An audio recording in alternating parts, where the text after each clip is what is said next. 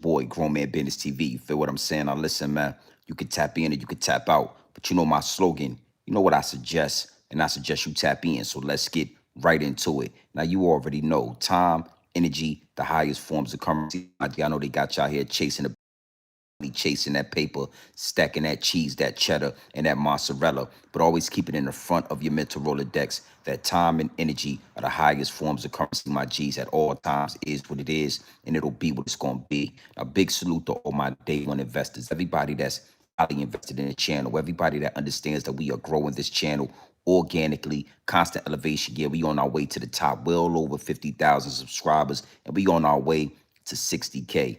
Even bigger salute to all my newcomers, all my new subscribers, all my new investors, everybody that's making their way to the Realest channel on YouTube, Grown Man Business TV. You already know how I'm giving it up, and you absolutely know how I'm putting it down, all right? Now, do me a favor. Wipe off your feet before you step into the big house, all right? Hit the like button, hit the subscribe button. Make sure your notification bells are ringing loud and clear every time you step foot in the Realest channel on YouTube. Grown Man Business TV is what it is, and it'll be what it's going to be. Now, I got to say, right, my DMs are overloaded, absolutely overloaded. Big G and BTV, what's your thought process on everything that's going on with P. Diddy and this Netflix documentary? I mean, what's your thought process? I mean, what are you, what's going on with everything that's taking place with 50 Cent and P. Diddy? And I'm going to say something, man. It is absolutely nasty work. Absolutely nasty work was taking place between these guys. And, you know, it's a lot to unpack. It's a lot to digest. It's a lot to talk about when it comes to this docu-series. Now, you know, I sat back and I said to myself, am I even going to talk about this? Am I even going to give my thought process? Are the downloads going to download when it comes to this docu-series with 50 Cent and P. Diddy? And you got to know the downloads have downloaded. Absolutely nasty work what's going on. Now, you know, we're gonna have a conversation because I gotta say, you know, one thing for sure, two things for certain. 50 Cent, you know, you salute to 50. I, you know, respect all his music. You know, I was around for the mixtape era. I remember, you know, Guess Who's Back is one of my greatest mix CDs. You know, it's one of my favorites. Top five mix CD all time. Top five dead or alive. Guess Who's Back when it comes to everything that 50 has accomplished and all of that. You know what I'm saying? Big salute to 50. Gonna I'm not gonna disrespect 50, but I gotta keep it 100. I gotta keep it funky. And one thing for sure and two things for certain, I see a lot of YouTubers have been compromised. I see a lot of content creators have been compromised by these celebrities. So it is what it is, and it'll be what it's gonna be. And the downloads downloaded. And I said, you know what? We gotta talk about this because, you know, 50 been moving weird. 50 got that. I don't want to, you know, it's like a corny, it's like a corny type of energy. You understand what I'm saying? And we gotta speak on this. One thing for sure, two things for certain. I'm not protecting Diddy. Yeah, we're gonna talk about Diddy. We're gonna talk about the docu-series. And you know, I ain't got no dog in the fight. Diddy did what Diddy did. They always was asking me, Big G and BTV, did you think that Diddy did that? And I'm here to tell you Diddy did it. Yeah. Diddy did it. Yeah, one thing you better know it. If we don't know nothing, Diddy did it. All right. So I ain't here to protect Diddy. I ain't here to defend Diddy, but we are going to expose the smoke and mirrors. You know, I ain't gonna lie to you. I'm type disappointed in 50 Cent. And you already know when it come to the angles that I come with, you know, nobody connects the dots like Grown Man Business TV. Nobody delivers the downloads like Grown Man Business TV. So this ain't just gonna be your typical, you know, why is 50 talking about Diddy, and this ain't gonna be your typical information. This ain't your regular content. I ain't your average content creator if you ain't known by now. So you got to know the angles I'ma come with ain't nobody talking like this on YouTube. And yes, I gotta say again, I'm type disappointed in 50 Cent. All right. So before we get any further into this information on this Sunday night, beautiful content creation, what we about to do, you already know I got to do some customizations to the chat. I gotta do some customizations to the chat because regardless of what we talk about, the higher ups and the elites are playing chess at the highest level, my G's. They always trying to shadow ban the channel. They always trying to muffle the message. The higher ups and the elites understand Grown Man Business TV is a threat to the establishment. Not only am I a threat to the establishment, my G's, but you need to know something. The revolution will be televised right here in these YouTube streets. So before we go any further, I gotta do some customizations. I got to customize the chat. All right? But I want you to understand something. This ain't the average content that you used to. We about to have a real conversation, man. Yeah. They was always asking me, do you think Diddy is guilty? Well, guess what? Diddy did it. Not only did Diddy do it, Diddy, he was yeah, Rainbow Coalition activity. Yeah, we're gonna talk about that. Diddy is a part of the Rainbow Coalition. Yo, I said it right here on Grown Man Business TV. Yeah, we're gonna connect the dots. Nobody wants to tell the truth. So I ain't protecting Diddy. Yeah, you listen, man, we gonna talk about this. We gonna get the, I watched the series.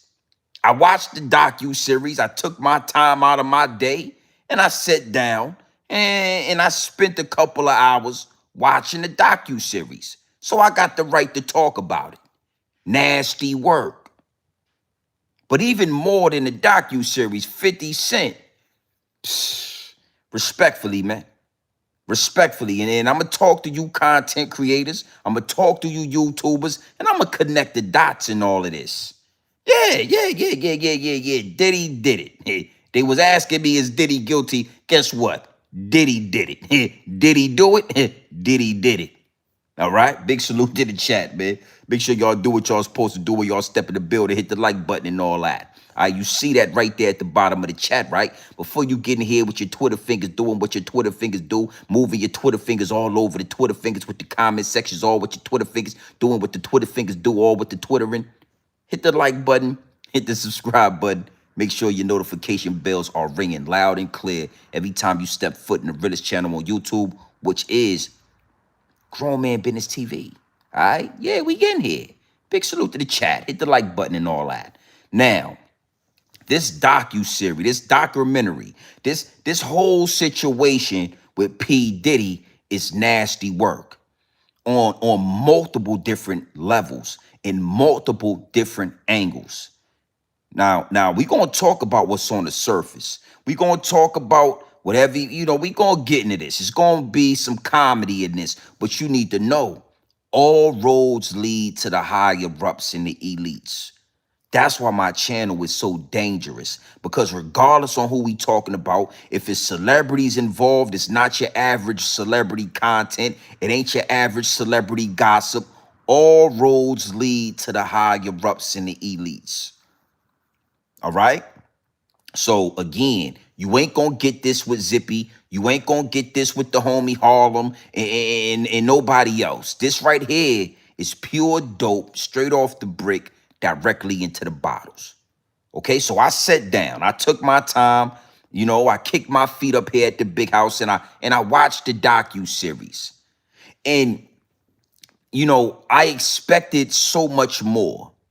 I thought they really was going to do their homework and they was going to put some things together and they was going to line some things up that we didn't know, and they was going, do their due diligence. But what I saw was this was just a shot at Diddy. Now, Diddy went to court. A lot of things was exposed in court. We learned a lot about P. Diddy during this trial. Cassie, Daphne Joy. Oh, yeah. Daphne. Yeah. We're going to talk about Daphne Joy. We're going to talk about 50 Cent's baby mom. Man, we're going to get into this. But we learned a lot during the trial. I learned that 50 is he has right to feel the way he's feeling, and we're going to talk about that as well. But when it come to Diddy, we learned so much, okay, during this trial. Diddy fought his case, beat certain charges, and has been convicted of certain charges, is now doing his time. He's now in jail at Fort Dix. And respectfully, I don't want to leave nothing out, all right? I can't make this up. Diddy was having freak-offs with Daphne Joy and Cassie and a couple of male prostitutes. He went to court, he went to trial, and now he is at Fort Dix. Yeah, I can't make this up. They put Diddy at Fort Dix, so he's doing his time at Fort Dix right now, okay? So now we got a docu-series being dropped. And a lot of people are saying, yo, what's this about? Why is this happening? Dry snitching. We're gonna get into this. They're saying that 50 Cent is dry snitching and he's trying to line Diddy up. And I want to start right there before we get into the real situation.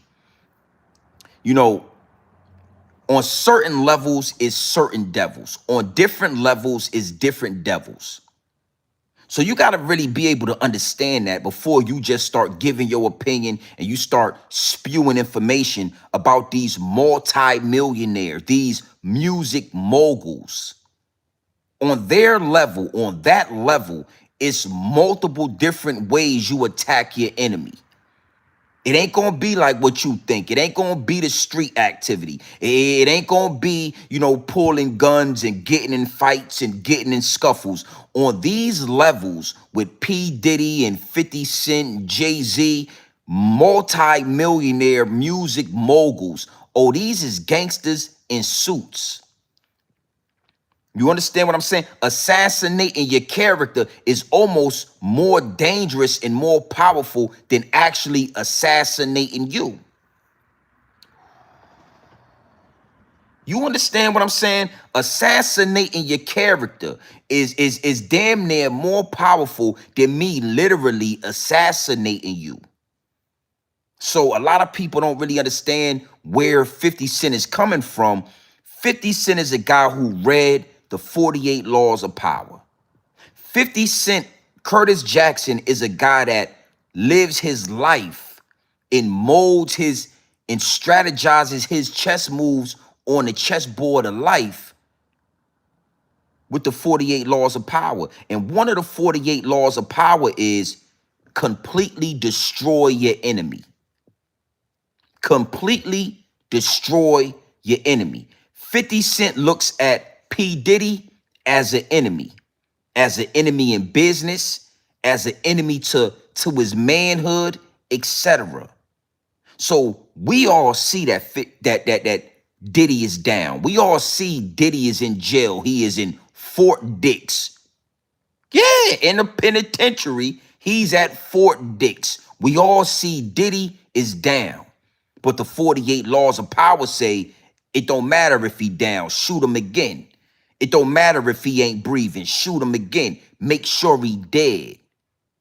Make sure he's out of here. Yeah, he's down, kick him while he down. Shoot him. That's what the 48 Laws of Power says to do. So that's all 50 Cent is doing. But again, a lot of y'all ain't war generals. Y'all not really war ready. So y'all don't really understand that angle. Okay? Is what it is and it'll be what it's gonna be. Destroy your enemy, completely destroy. That's what 50 is trying to do. But I want to give you some game on this before we go into this next angle, right? 50 is not powerful enough to destroy P. Diddy. 50 Cent is not strong enough. He's not powerful enough to destroy P. Diddy. And that's the beautiful thing. Before we go into this next angle, that's the beautiful thing I want y'all to take from this. Just because you read the 48 Laws of Power don't mean it's going to always work for you. Just because you use the 48 Laws of Power and you apply it to your life doesn't mean it's not going to backfire on you. And I want you to know something. This situation right here is going to backfire on 50 Cent. This situation, this docu-series, trying to completely destroy Diddy is going to backfire on 50 Cent, because trust and believe, your day is coming, my G. There is going to come a time where the higher ups and the elites are going to turn around and they're going to look right at you, 50, and they're going to say, it's your turn. It's your turn, my G. Okay, so y'all need to really understand this. Just because you read the 48 laws of power don't mean you a war general. It don't mean you got the blueprint to win a war. It's just giving you different strategies, giving you different tactics, giving you different insights on how to move when it come to war. But it don't mean you war ready, and it don't mean you gonna win. Nasty work what I see going on right here with 50 Cent. All right, big salute to the chat. Appreciate that 10-piece nugget. Yeah, man, he's definitely, practicing the art of war. He's definitely applying the 48 laws of power, but you got to be careful, okay? So I wanted to leave that right there, and I wanted to throw that out there. A lot of people are in the DM like, yo, 50 doing too much. I agree with that. Yo, 50 Cent he's dry snitching. I kind of agree with that, right? 50 Cent is wrong for what he's doing to Diddy. I don't agree with that. You know what I'm saying? 50 and Diddy have been, going back and forth for years now. Diddy is down. 50's trying to completely destroy the adversary. But this docuseries ain't strong enough. Is what it is, and it'll be what, if you was going to drop a docuseries, you was going to put your name on it, you was going to stamp it and co-sign it, I would expect it to be a lot stronger than this. Nasty work, all right? Now, one thing for sure and two things for certain, I kept the receipts. Yeah, I don't go nowhere without the receipts. So I got a lot of receipts tonight. We gonna get into these. This docu-series was trash. It was nasty work. And you gotta do better. You gotta come stronger than that. Nasty work. What happened in court, that right there was enough. You understand what I'm saying? The testifying, the things that these people were testifying about in the courtroom, that right there was enough. I don't think you needed to do nothing else. He like the we gonna talk about that. Diddy's a nasty man. Now don't ever get it confused. I'm not protecting or defending P. Diddy. P. Diddy is Saucy Santana. P. Diddy is a Rainbow Coalition member. P. Diddy is an openly homosexual man. It is what it is. Okay? Now we're going to get into some of these receipts. Big salute to the chat. But I wanted to start this off with bringing you into the light of what's happening. The 48 laws of power says completely destroy your enemy. 50 Cent, you should have, yeah. You didn't completely destroy Diddy. All right? Big salute to the chat. Now, we're gonna get into some of these receipts, and we gotta really break this thing down. Okay? Diddy has been wrecking havoc out there in New York City for a long time. We all saw what Diddy was saying to Fabulous about wanting to party. We all saw P. Diddy put that cake to Noriega's mouth and tell him blow out the candles. You know what I'm saying? We all saw P. Diddy with a wig on. Diddy been wrecking shop in New York City for a long time. Diddy even tried 50. Told 50 he wanted to take him shopping and all of that. Felt like he needed some clothes and all of that. They needed to hang out, they needed to party, and they needed to go shopping. Listen what I'm telling you. Before Meek Mills was bunny hopping in the basketball courts, before bunny hopping Meek was in that pool, right? Before Meek Mill and P. Diddy was matching shirts and dressing it like, P. Diddy thought that 50 Cent was sweet, and he tried him. And he told him, listen, I want to take you shopping, Playboy. You know what I'm saying? 50 didn't like that. But Diddy been running and wrecking New York City for a long, long time. I got the receipts, okay? So it's a lot of people that want to see P. Diddy down and out. It's a lot of people that hoping was praying that Puff Daddy, Sean Diddy Combs, Mr. Baby Oil himself was going to be in prison for over 20 years. And 50 Cent was one of those people. Murder, murder, your life's on the line. Y'all niggas don't want no part of me. I'm trying to figure out how y'all started me. I'm talking 50 cents. He was praying jail on Diddy, okay? And everybody's in my DM, and everybody seems to be confused, and everybody seems to have different opinions on what's going on. What I'm here to tell you is this. Daphne Joy is the reason. Yeah, 50 Cent's baby mother. See, 50 Cent when they had a baby with the dog fur. And he was in love with the dog fur. And he thought that the dog fur he thought they was going to get married. He thought that they was going to start a family.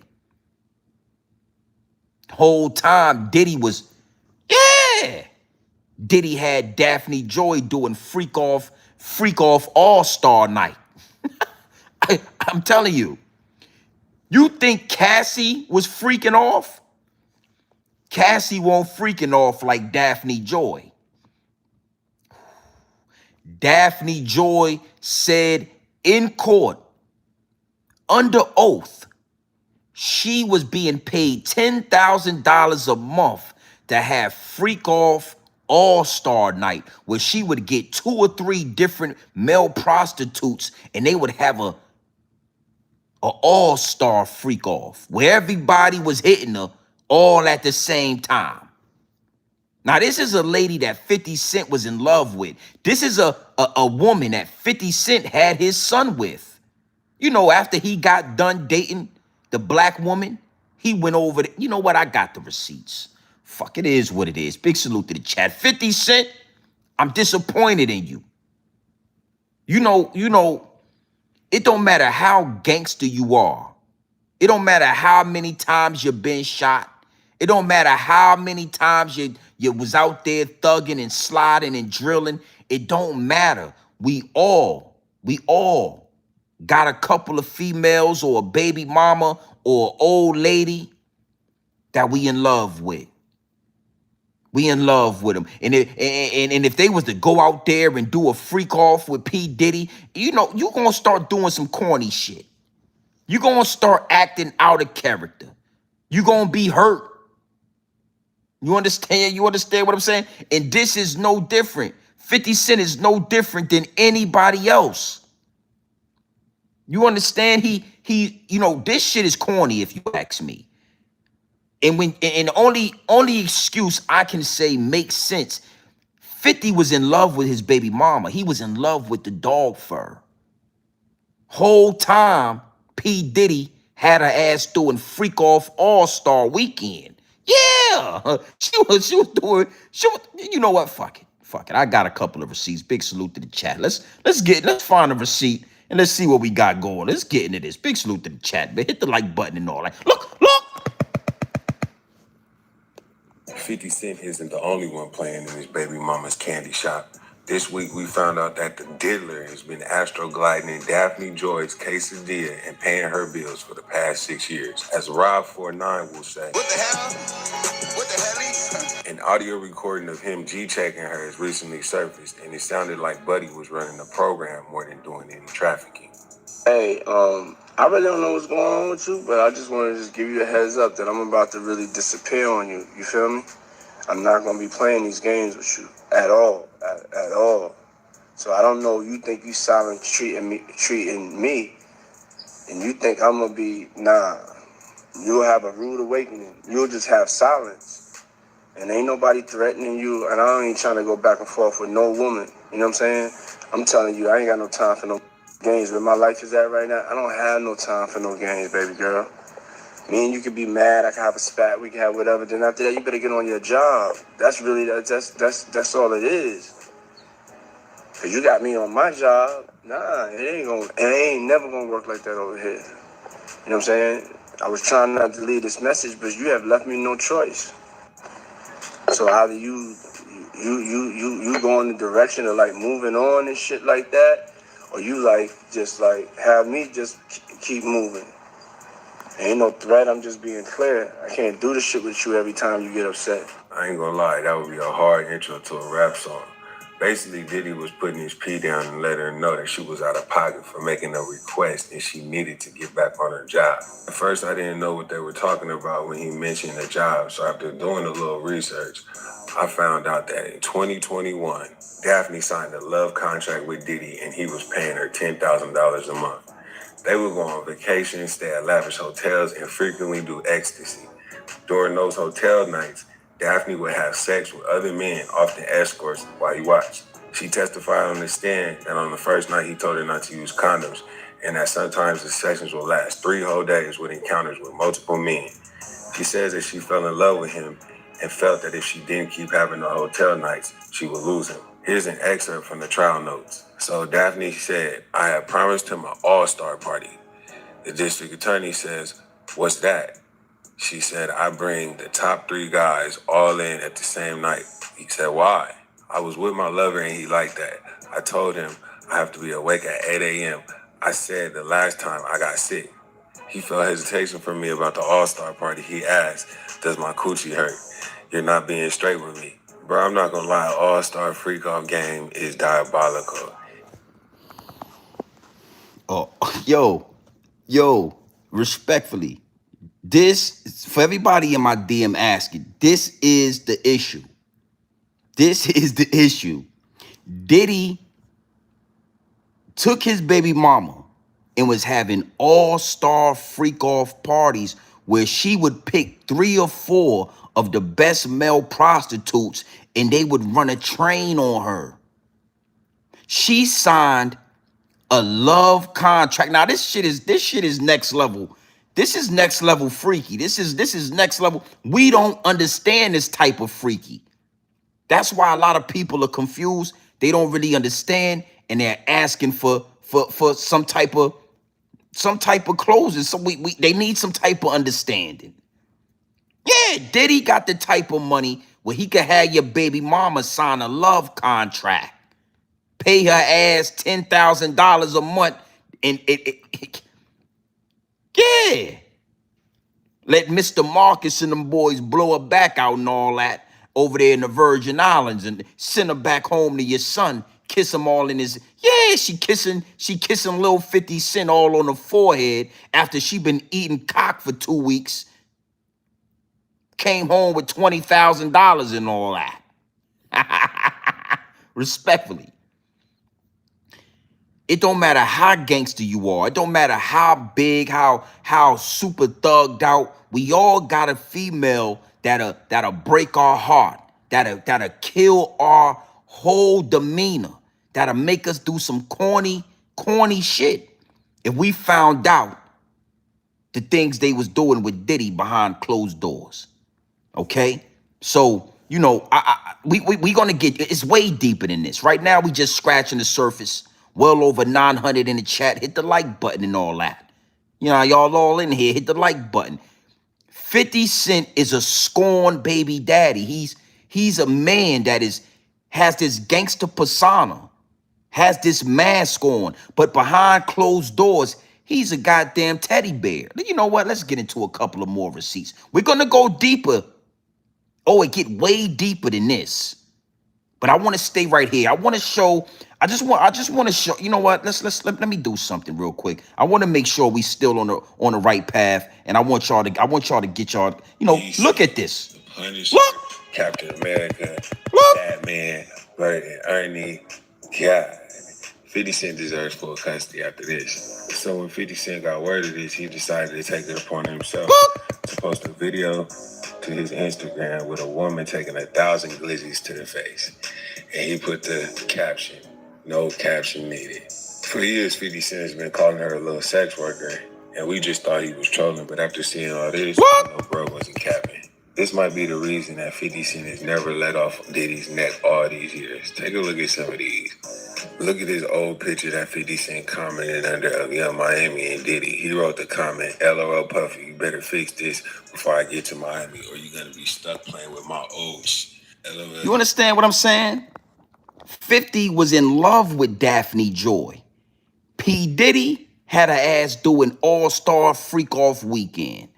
Okay? So for everybody in my DM, I know y'all look at 50 Cent as the gangster, the Queens native that went head to head with Supreme McGriff, got shot 9 times. Respect to 50. Love his music. But even 50 Cent ran to that dog fur. Even 50 Cent is doing some corny shit because his baby mama was having all-star weekend freak-offs with P. Diddy. All right, so that's why I call it corny. That's why I don't think it was a bad move. It was a bad move, my G, because your baby mama wasn't in this docu-series. See, when I went to looking for this docu-series, I was looking for Daphne Joy. Yeah, yeah. When I started looking at the docu-series, I was looking for Daphne Joy, and guess what? 50 didn't put her in the docu-series one time. He didn't put the Jane Doe. He didn't put her name. We didn't see one picture of Daphne Joy. How was that? See, that's why I know where it's coming from. If you didn't care and you know that wasn't the reason, then you would have put Daphne Joy in there too. Yeah. Okay, so right there is where the cornball activity come in at. And I just, I think it's nasty work. I think it's nasty work that nobody really want to say this. And I'm going to speak on why nobody's really pinpointing this. I'm going to speak on why in these YouTube streets, this content done got watered down. Your favorite YouTuber has been compromised. That's why nobody want to keep it real. Respectfully, I ain't got nothing against 50. Salute to 50. But we got to keep it funky. You understand? We all know how it feel when, that one baby mama you got, somebody blowing the back out and all that, and you don't want nobody near your children, and you making all kind of excuses, and you're upset, and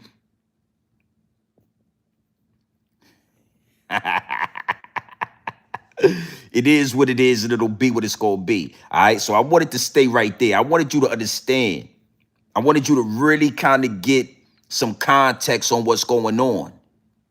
P. Diddy had Daphne Joy, all right, doing all-star freak-off weekends. Listen, she testified under oath that she had signed a love contract, and she wasn't just, having freak-offs with one male prostitute. They was having all-star freak. See, I don't remember Cassie talking about all-star freak-off weekend. Yeah, Cassie said she was having freak-offs. Daphne Joy was doing the all-star weekend. 3 goddamn male prostitutes blowing the back out. And then she got 50 Cent all on the beach taking pictures. He in love with her. Look at this. Look. He in love. 50 was in love. 50 was in love. Look.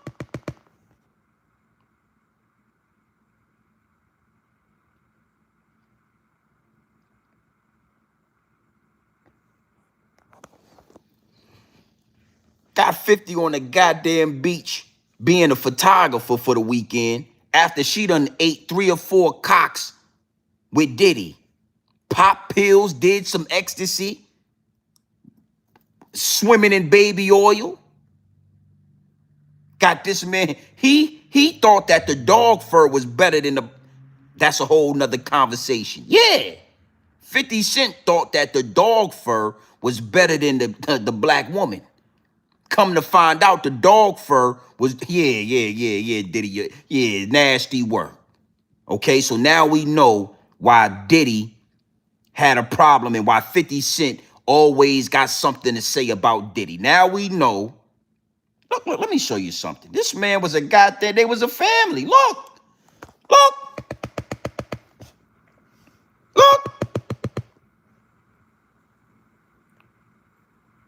Look at 50 right here. And look at Diddy. With his goddamn socks pulled up, freaking off. Yeah, bitch. You know what time it is. Look, he thought he was a family. Look.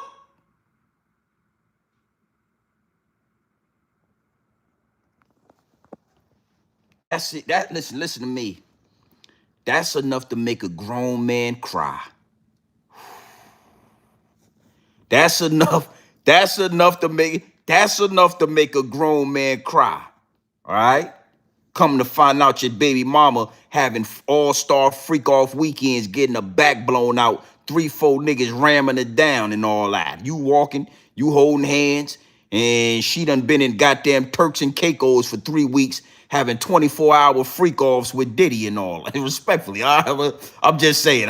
Now we know. Now we know what the real problem was. I'm disappointed in 50 Cent. But I understand 50's just a man, bro. I know the higher ups in the elites, they done built up this image of 50 Cent. But what I'm here to tell you is 50 is just a man.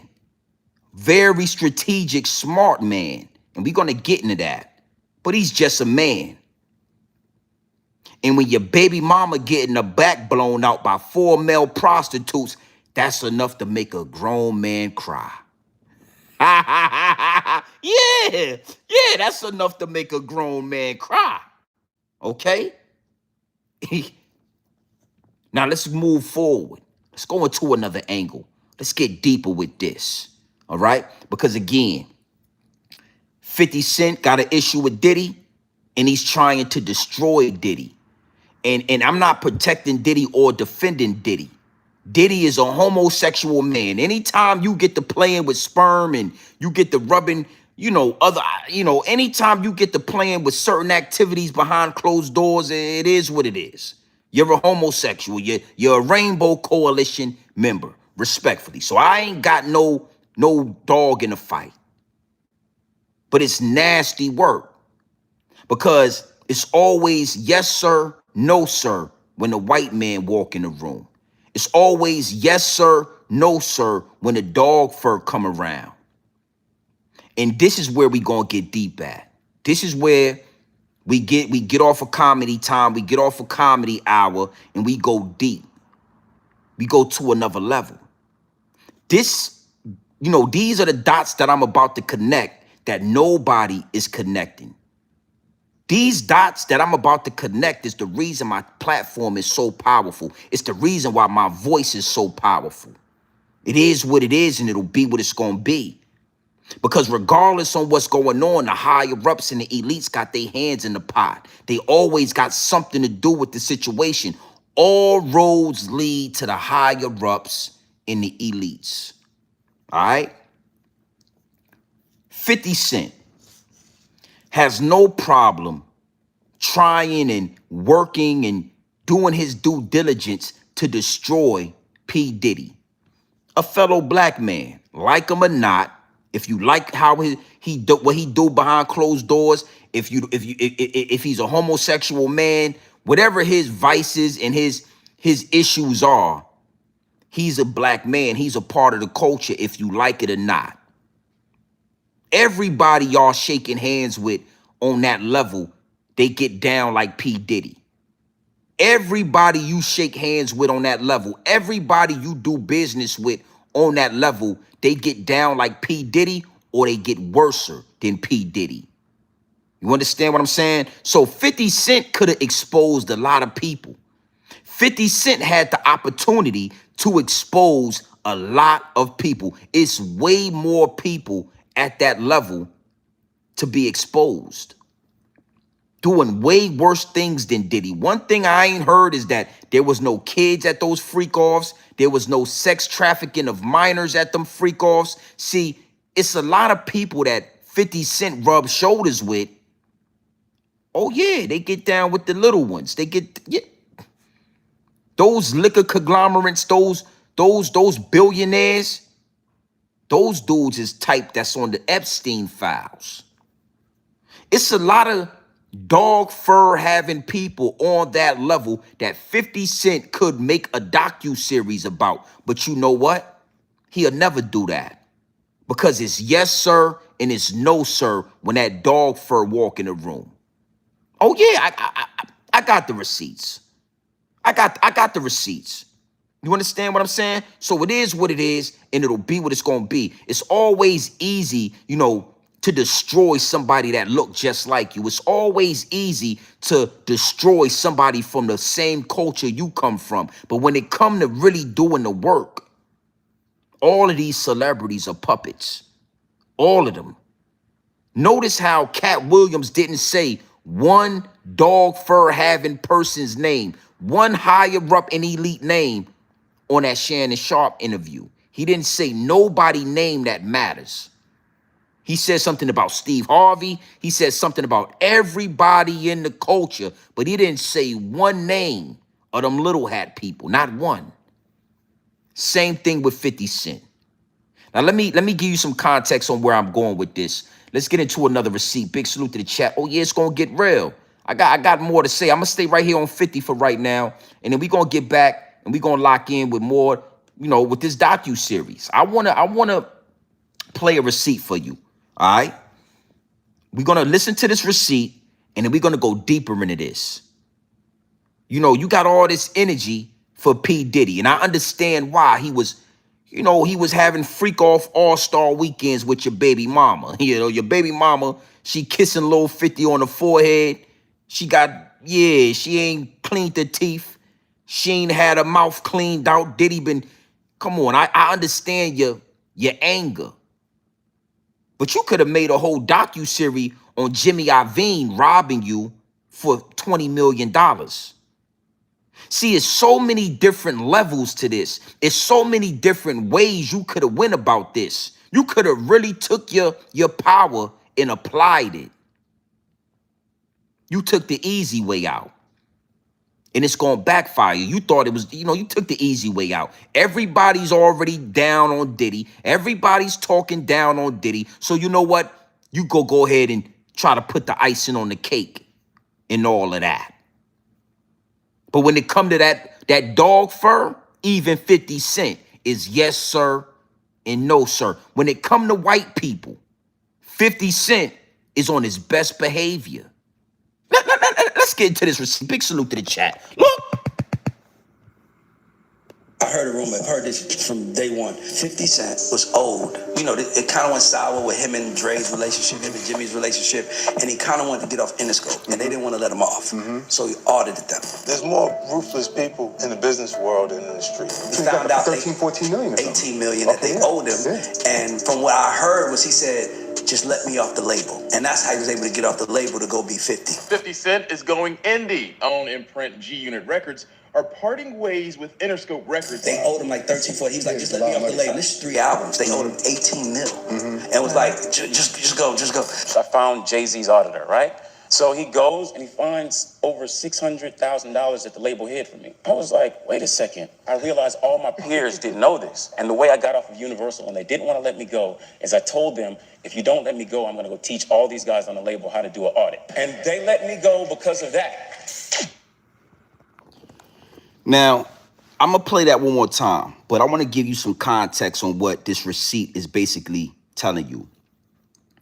Jimmy Iovine, these Jewish people, Leo Cohen, these little hat people in the industry have been robbing rappers, robbing artists for years.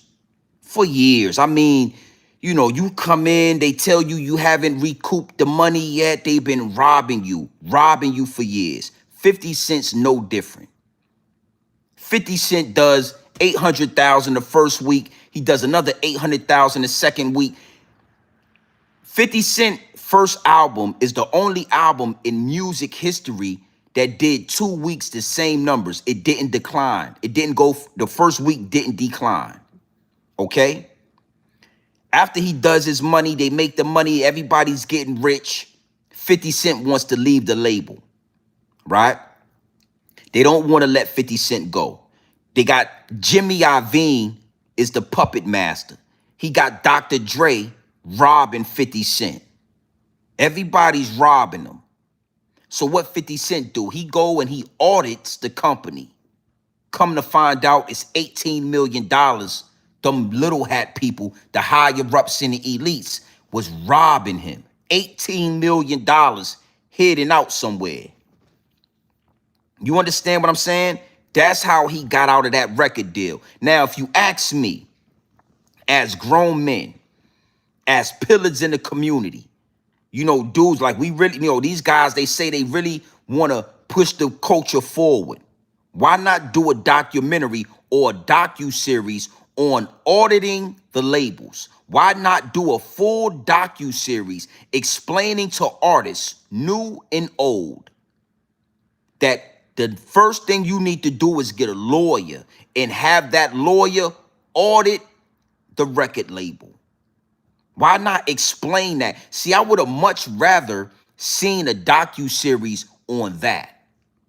I would have respected 50 Cent a lot more if he did a docu-series giving up game to these young artists and these old artists, explaining to them that 9 times out of 10, the higher ups and the elites are robbing you, stealing money from you. And the only way for you to fully understand and realize and know how much money they have stolen is you audit. You audit. Instead, you give us a docu-series about P. Diddy telling us a whole bunch of shit we already know. Dry snitching. I don't know if you was trying to, you know, you got people up there saying that Diddy was trying to kill him and Diddy has something to do with Biggie and Pac and Diddy was trying to kill the young lady at the park. I mean, it's nasty work with this docu-series. Instead of that, why ain't you put Jimmy Iovine's face on the front of that and let everybody know that he robbed you for 18 million? You didn't even get the 18 million. You just told him keep the money and let me out the contract. Why you ain't do that? Because these puppets know who to talk to. They know who to talk about. They know what to do and what not to do. So even a gangster, super thug like 50 Cent know better than to ever talk crazy about Eminem or Jimmy Iovine or any of them dog fur having people you see him doing business with. Did he got, you know, 50 got the liquor and all that. He don't got no problems with them liquor billionaires. You know why? Because he ain't pressing no issue. He don't care about the discrimination. He don't care about none of that. He ain't gonna say nothing about that dog fur. Yeah, them people at Branson Cognac and all that. He wouldn't lift a finger towards them people. But you got a whole docu-series on Diddy. You got a whole we're gonna get back into this because this shit was nasty work. How about your next docu-series talk about auditing these labels, auditing the industry, finding all the stolen money that they steal from these artists? How about you take your time, just like you did with Diddy, and you apply that to them little hat people? You ain't built like that. Yeah. See, we gotta destroy the image. We gotta assassinate the character. We've been lied to. We've been lied to, Mike. If I can't do it, homie, it can't be done. So I'ma let the champagne bottle pop. I'ma take it to the top. Show I'll make it hot, baby. That's one of my favorite songs from 50. Salute to 50. Yeah, if I can't do it, homie, it can't be done. We didn't really need no docu-series on Diddy. All we got to do is go look at the trial scripts, things that was said under oath. But Jimmy Iovine robbed you for 18 million. You ain't got that energy. You don't even talk about these people. You wouldn't lift a finger. You ever seen 50 Cent in a room with that dog fur? How he smiles and grins and yeah. Oh, he's just a nice Young man from Queens, New York, when he get round that dog fur. You ain't got a gangster bone in your body when you get round that white man. Oh yeah, you're just the nicest. Yeah. Come to Diddy and all that. Now all of a sudden you doing interviews and all that. You talking crazy. Your next docu-series need to be about auditing the industry. Tell all these young rappers that follow you that are influenced by the image in the legend of 50 Cent. Tell all of these young rappers, go audit the industry. And I'm gonna close this angle. We're gonna go deeper. I got a lot more when it come to this. But in this receipt right here, you got Chameleonaire. Gotta catch me riding dirty. Wanna catch me riding dirty. Wanna catch me riding dirty. You got Chameleonaire, right? Explaining that he did the same thing. He got an auditor. He got Jay-Z's auditor to audit the label. Found $800,000, $600,000 they stole from him, right? They told him, listen, we gonna let you go. Just do not tell your peers. Do not educate your friends on what you did in auditing the industry.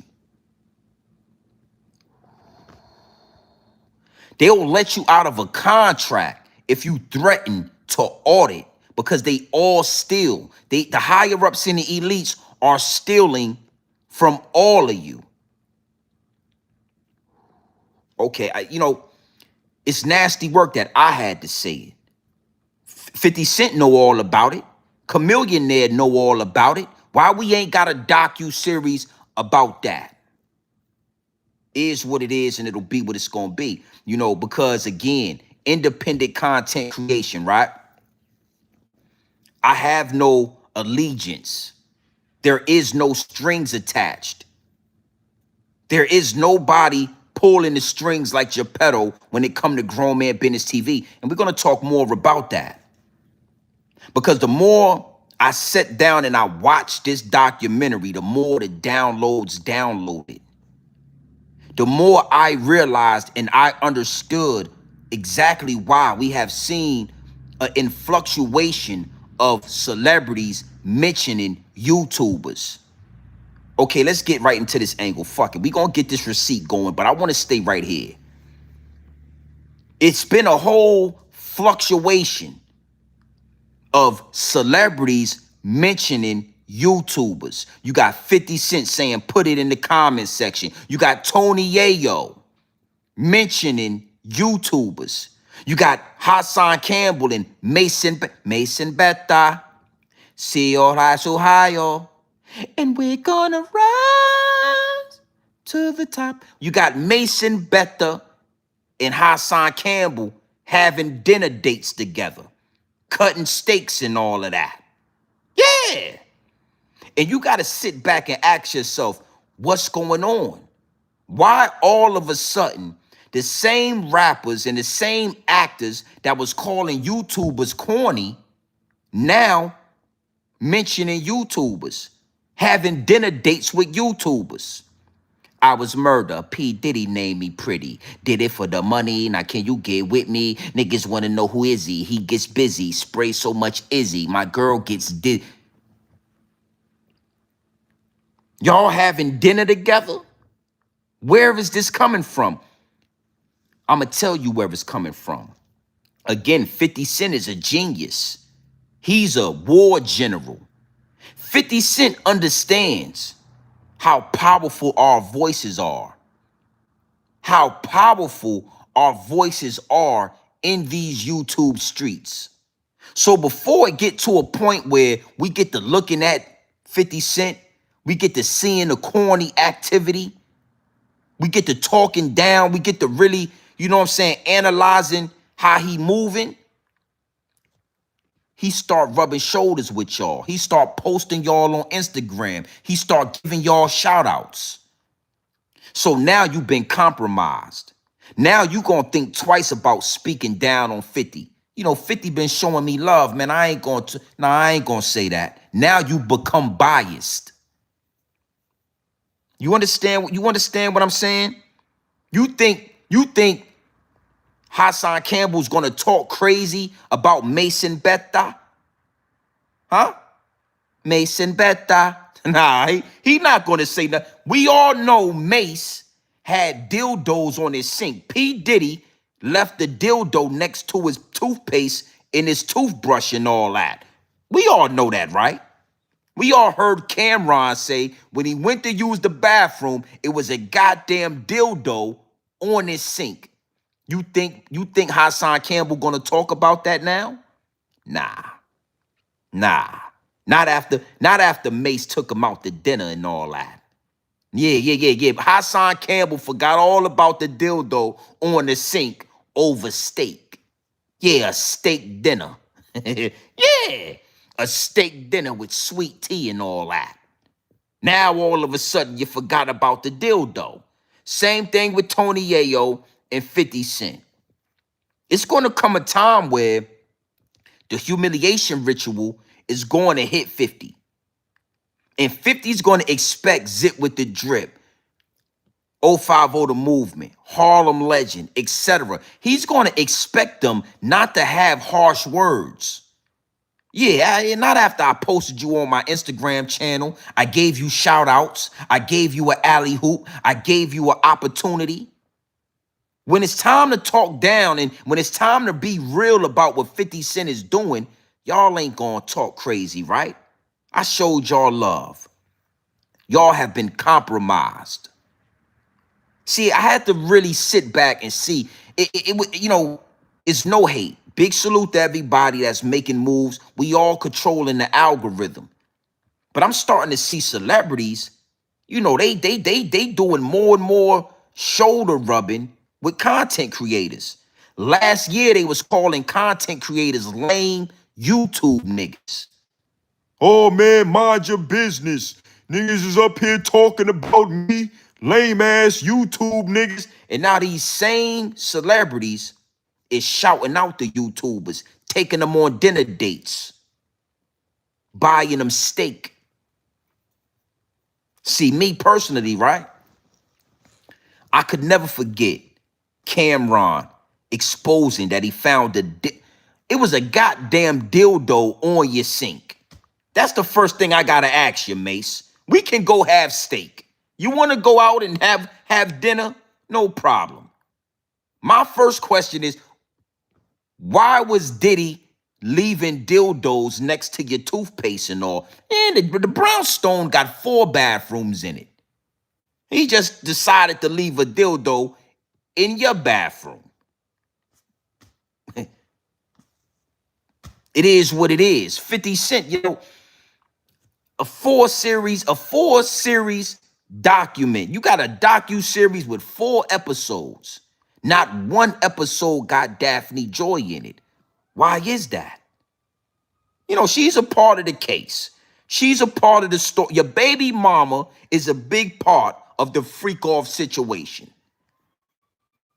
But these other YouTubers, they not going to speak on that. They not going to say that because they have been compromised. I told you a long time ago, you got to keep it organic. It's going to come a point in time where you're going to feel tempted to walk through the door.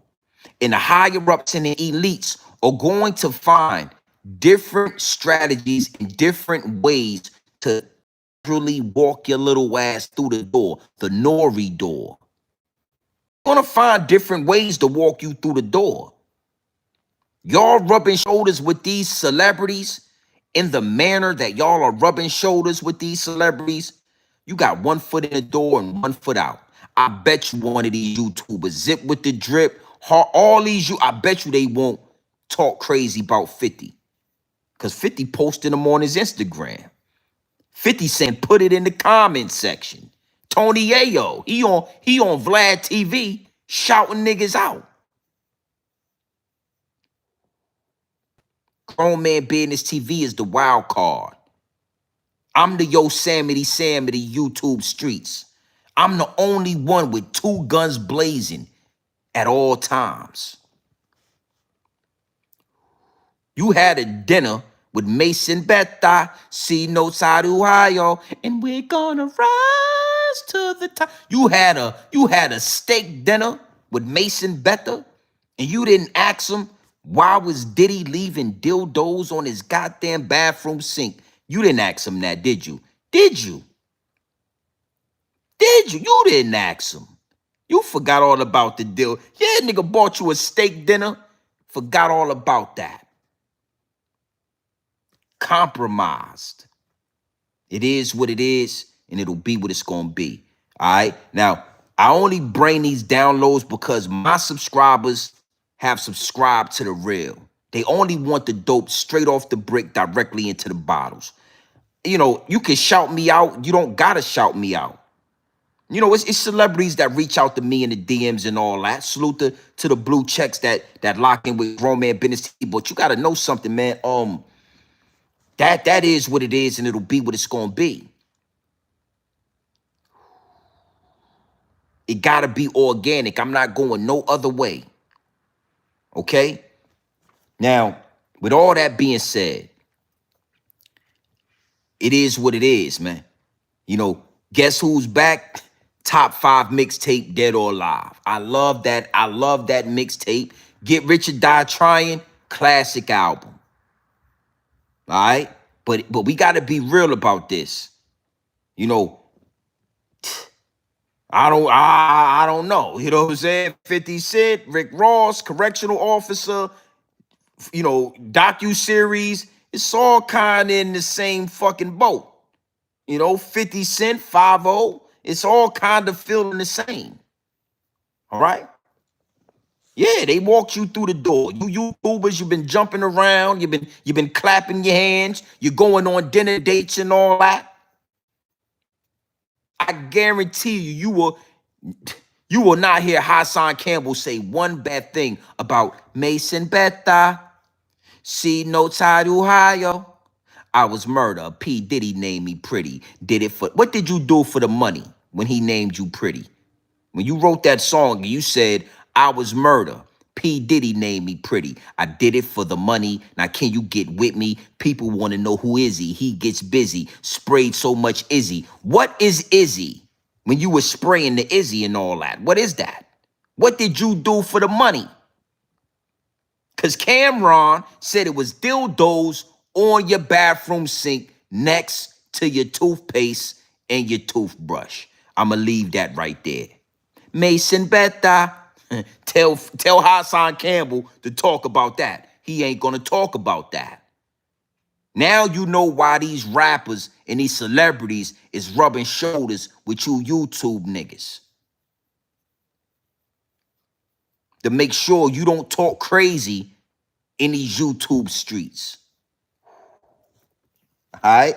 Now, let's get back into the docu-series, right? I got a receipt right here that I want to play. You know, again, the docu-series, man, was lackluster. You know, if you was going to really step on Diddy, you needed to really go there. But y'all don't know what y'all was thinking. I don't know why y'all thought this meant something. So this is something that a lot of people are asking me about. Diddy, when he got in the car, when he got in the van, he said some things that is rubbing people the wrong way, and I'm going to speak on that. All right? Big salute to the chat. Hit the like button, man. Well over 600 people in it. Do what you're supposed to do when you come in the building. Mason Bethel. See Northside Ohio. And we're gonna rise to the top. That was always my favorite. Mason Bethel. I always liked that part. All right, it is what it is. Go talk to the people. Go talk, Diddy. Look. Video also shows Combs in Harlem greeting fans. I'll accept it. I need some hand sanitizer. Hold on. I got it. I've been out in the streets amongst the people. Yeah, I gotta take a bath. Like the amount of people that actually I'm coming in contact with, like that's what I have to do. You know what I'm saying? It's like 150 hugs. You're a public person as well, and there was one instance in Harlem, and his reaction when those people Went away. went away. Car and said, I feel like I need to wash. Like I'm dirt. That was. It should show you his character. Was that the reason for including it? Yeah. I mean, it is. What's the odds that you would do that in front of the camera? Like that's one of the moments where he forgot he was on tape. How did Now you know 50 Cent have it doing interviews and all that with the suit on, talking about his character. This shit is nasty. It's crazy to me. Like the gangster niggas and all that, Zip with the drip and all that, they co-signing this. They making excuses for this cause 50, yeah, they walk through the door. Y'all compromised. That shit is nasty. I don't know who's co-signing this, but 50, that's nasty, B. You sitting on this motherfucker with a suit on. Yeah, got your collar open, talking to the people about Diddy and his character. All right? Yeah, I don't know. Nasty work. But let's talk about the hand sanitizer. Now we gotta get into this. A lot of people feel some type of way about Diddy getting in the truck saying, man, I need to take a bath and I need some hand sanitizer. You know, I done came in contact with about 150 people and I'm feeling dirty. I'm feeling dirty and I'm ready to take a shower. This shit is nasty. I don't see nothing wrong with that. Okay? Yeah, they in my DM, they're saying, yo, GMB, you know, Diddy's not for the people. He's blase, blah. Well, the man's worth $1 billion fucking dollars. Billionaires are not connected to the streets anymore. Yeah, fuck it. You can get a couple of $1 million.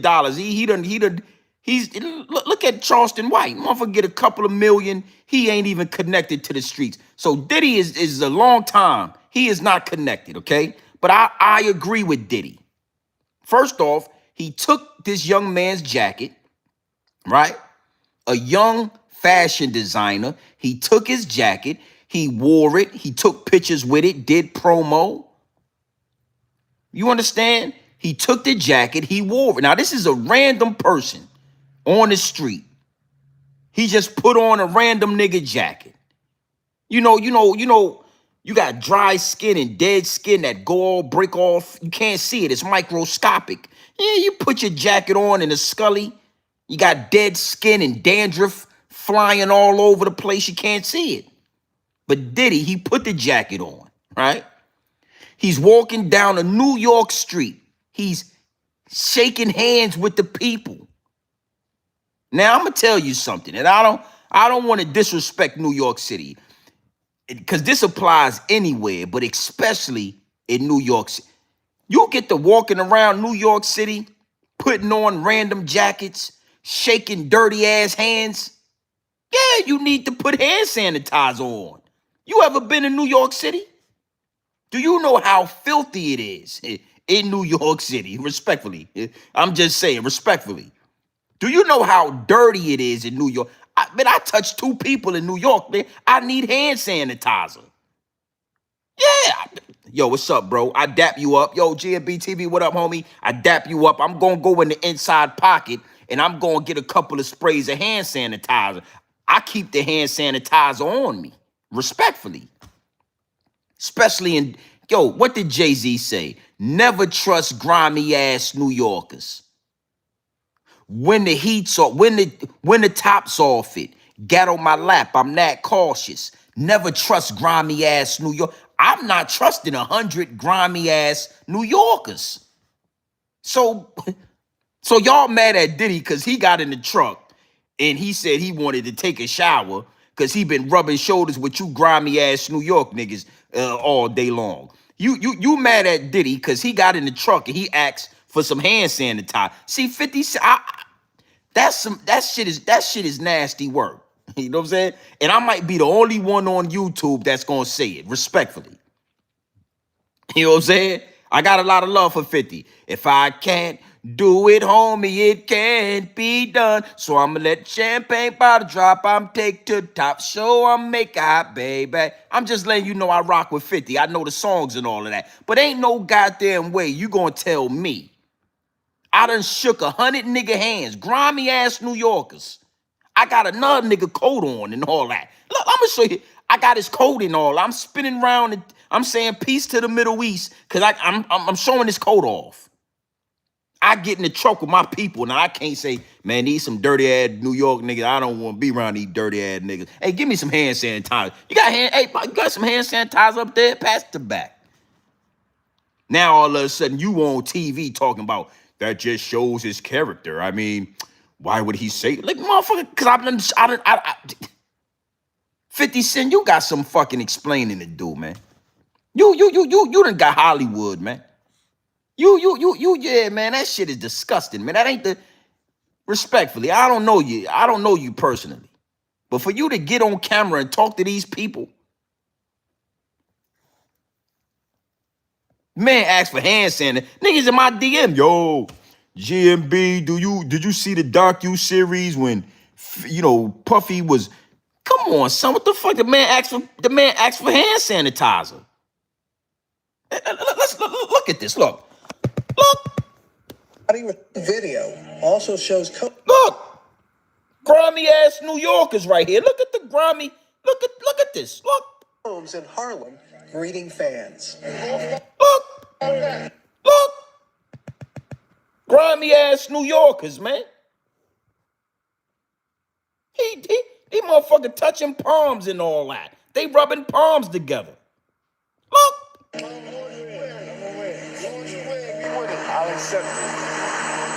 Look, he got the nigga, he wearing the nigga jacket and all that. I need some hand sanitizer. I got. I've been out in the streets amongst the people. Yeah, I gotta take a bath. And he kept it light. He said, I need some hand sanitizer. I've been out in the streets amongst the people. I would have called your ass grimy ass New Yorkers. Yeah, I've been out in the street amongst these grimy ass New York niggas, man. I need some hand sanitizer. Man, that nigga hands was sweaty, man. His hand was sweaty. Yeah, man, dap the nigga up. Man, that nigga coat smelled like dog fur, man. His girlfriend must be a white lady. A white lady? Yeah, I put the jacket on, man. That motherfucker smell like goddamn a golden retriever. He must got dogs in his apartment, cause he must got dogs in his apartment, cause the jacket smell like a gold. Hey man, you got some hand sanitizer up there? You motherfucking grimy ass New Yorkers, man. Yeah. I got that. I'm dirty. I need to take a shower. Hey, get me back to the hotel, man. You got the baby oil? I got to get some baby oil on me, cause I need to take a shower. Yeah. Niggas is really mad because he said that he was in the street with the people and he needs some hand sanitizer. Man, I'm not rubbing palms with you. If you ever see me in the street, I'm going, hey man, what's going on, brother? I'm not rubbing palms with you, nigga. Especially if I ain't got no hand sanitizer. And now I know that if I do rub palms with you and I ask for some hand sanitizer, you gonna try to crucify me. You got 50 Cent all on the TV talking about my character, cause man, go, look. Like the amount of people that actually I'm coming in contact with, like that's what I have to do. You know what I'm saying? It's like 150 hugs. You're a public person as well, and there was one instance in Harlem. And his reaction when those people went away. Got in the car and said, I feel like I need to wash. Like I'm dirty. That was, it should show you his character. Was that the reason for including it? Yeah. What's the odds that you would do that in front of the camera? Like that's one of the moments where he forgot he was on tape. What's the odds he would, so I can't ask for hand sanitizer. Man, hey, respectfully, again, none of these niggas is gonna call this out. You know what I'm saying? You get to a certain level, you're gonna have a lot of yes men around you. You're gonna have a lot of niggas who just say, oh, 50's good, man. He was just, nah, 50, that's nasty work, man. You won't talk about them white people like that. I bet you won't get on no goddamn camera crazy about them industry. I bet you won't do that. So, to everybody in my DM, relax. Okay? First and foremost, none of them niggas is amongst the people. They don't even move like that. 50 Cent, Jay-Z, none of them niggas. They got a lot of money. They not really fucking with y'all like that. But if they do come in contact with 150 people, grimy ass New Yorkers, best believe 50 Cent is gonna ask for some hand sanitizer. You know what I'm saying? Yeah, he gonna ask for some hand sanitizer. Yo, you got some of that? Yeah, let me get that. Yeah, get me back to the hotel and all that, man. I'm gonna take a shower, change my clothes, then we gonna go out. He gonna take a hot shower, rubbing hands with you, grimy ass. Yeah, when the rags off it, got on my lap. I'm that cautious. Never trust grimy ass New York. Jay-Z said that. Jay-Z told us to never trust grimy ass New Yorkers. It is what it is, and it'll be what it's gonna be. Disgusting work, man. Disgusting work. And you know what? I want to tell you something. I'm proud of the fact that I'm keeping it organic. It's really what separates me from everybody else. None of these dudes could talk. I'm not disrespecting 50 Cent. Like, again, got a lot of love for 50. One of my favorite rappers. All of that. You know what I'm saying? 50 to a certain extent is a stand-up dude. He holds a lot of integrity. There's not a lot of men in the industry like 50 Cent that hold a level of integrity. Grown man business, heterosexual energy. You understand? 50 Cent is a man's man. But when you get to a certain level with this money, the higher you go up on the totem pole, the closer you get to the higher ups and the elites, the more you start acting like them. The more you start moving like them. You understand? The more their mannerisms start to rub off on you. So seeing 50 in this interview talking about his character, oh, that must be a part of his character. Why would he say that? Oh, yeah, man, he was asking for hand sanitizer. It's like, it's nasty work if you ask me. It just shows that it don't matter how street, how gangster you really are, how much of a man you really are, the closer you get to the higher ups and the elites, the more corny you get. Look at Jay-Z. Jay-Z's up there, he ain't the same Hove.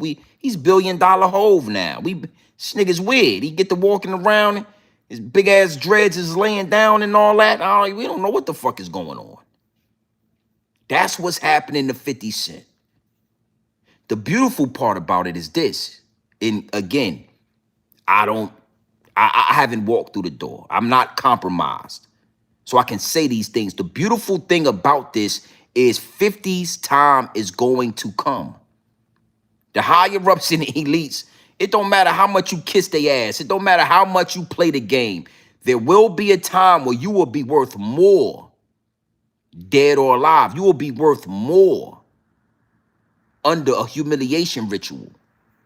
You will be worth more in the algorithm with turmoil, with confusion. So it's gonna come a time where them people is gonna look at 50 and say, it's your turn.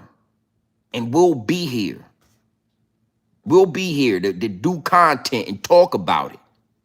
All right. So it is what it is, and it'll be what it's gonna be. I want to, again, my DM's been full. I had to talk about this. Let's get into another part of the docu-series that a lot of people are asking me about. The conversation that he had with his lawyer.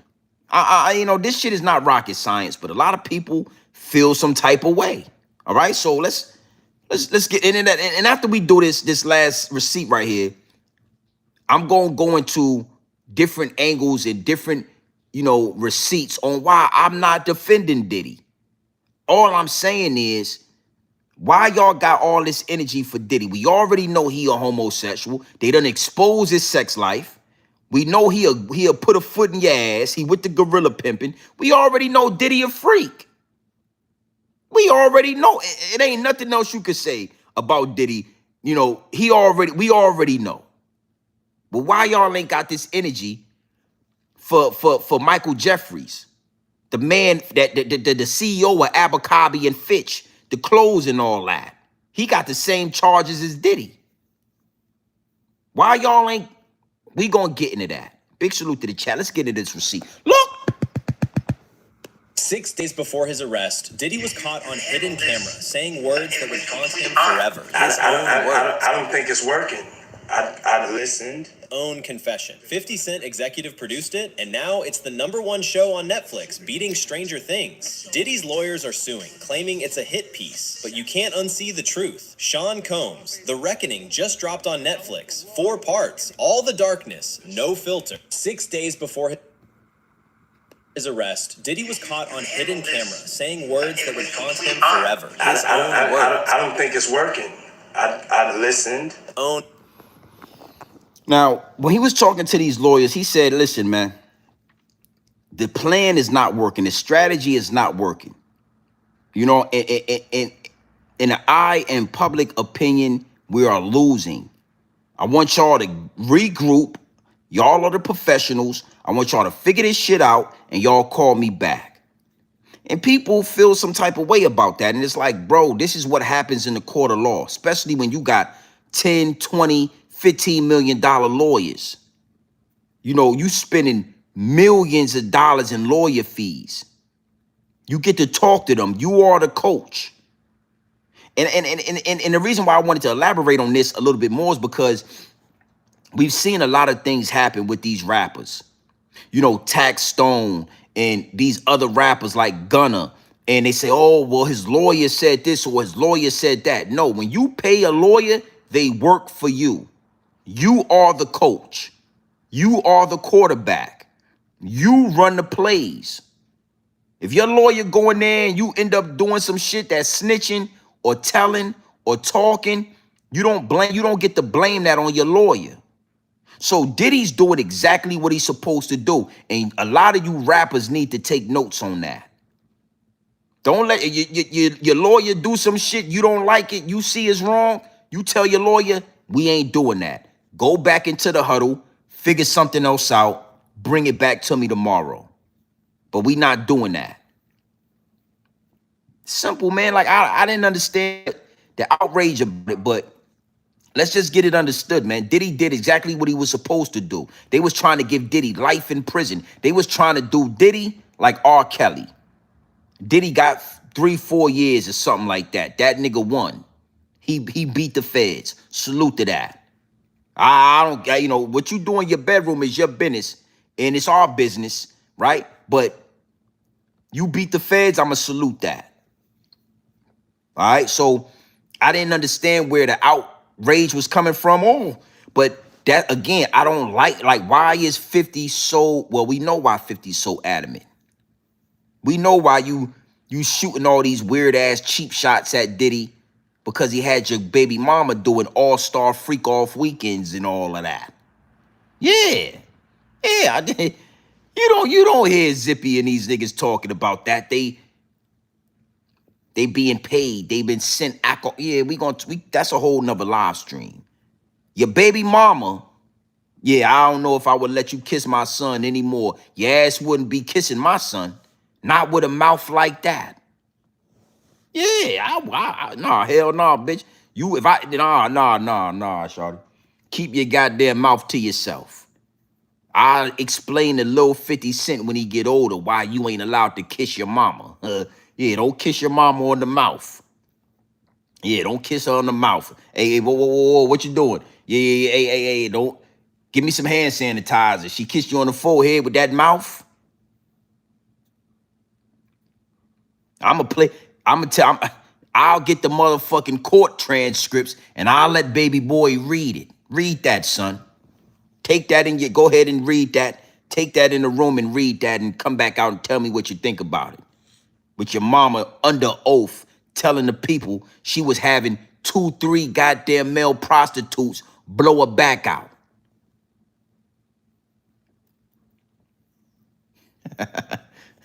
That's why you up in arms, but this documentary was nasty, man. You know what I'm saying? And I'm gonna close with the documentary. You know, I'm gonna close with this, right? I don't approve of it.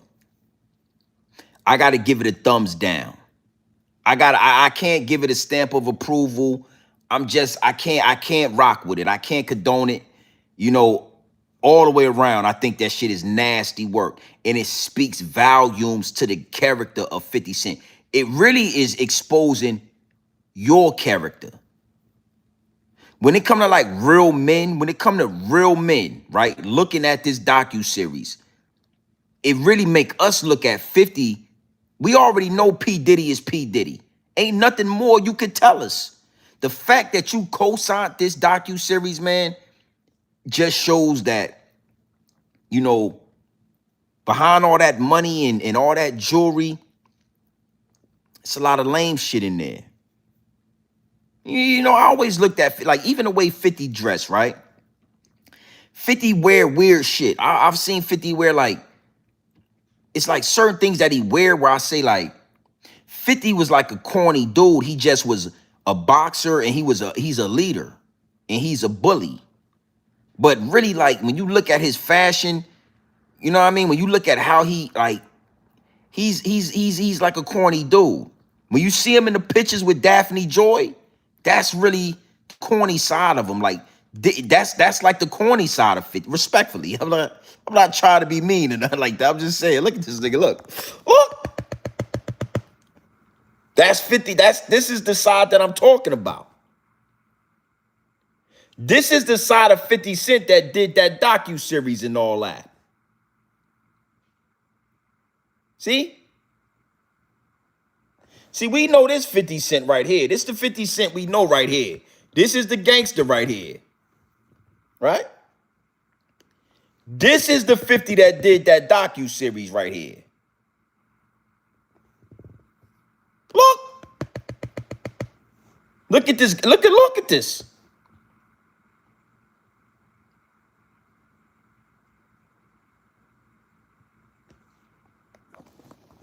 I'm the only one that's really, and it's respectfully, it's no disrespect, but this is what we looking at when it comes to 50. And me personally, it's nasty work, man. I really got to be honest, man. Like, if I was close to 50, if I was like Uncle Murder or something like that, I would at least be on record telling 50, I don't think you should do that. Now, you're going to do what you want to do, but I just, you know, it's pointless. Like, it's bigger fish to fry. You really want to shake up the industry?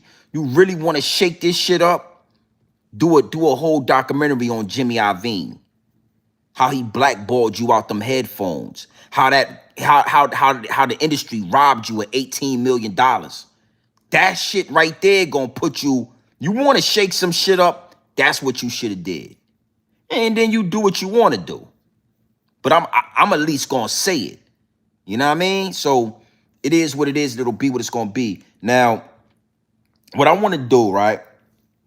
You know, I want to get back to Diddy real. Matter of fact, I want to start right here with the Breakfast Club, right? Let's just listen to the Breakfast Club. We'll elaborate on that because I got a few more receipts. Big salute to everybody in the chat. Run them numbers up. You already know what to do. Hit the like button and all that. All right, let's just listen to Charlemagne and the rest of the Breakfast Club. You know, let's see what they got to say about this.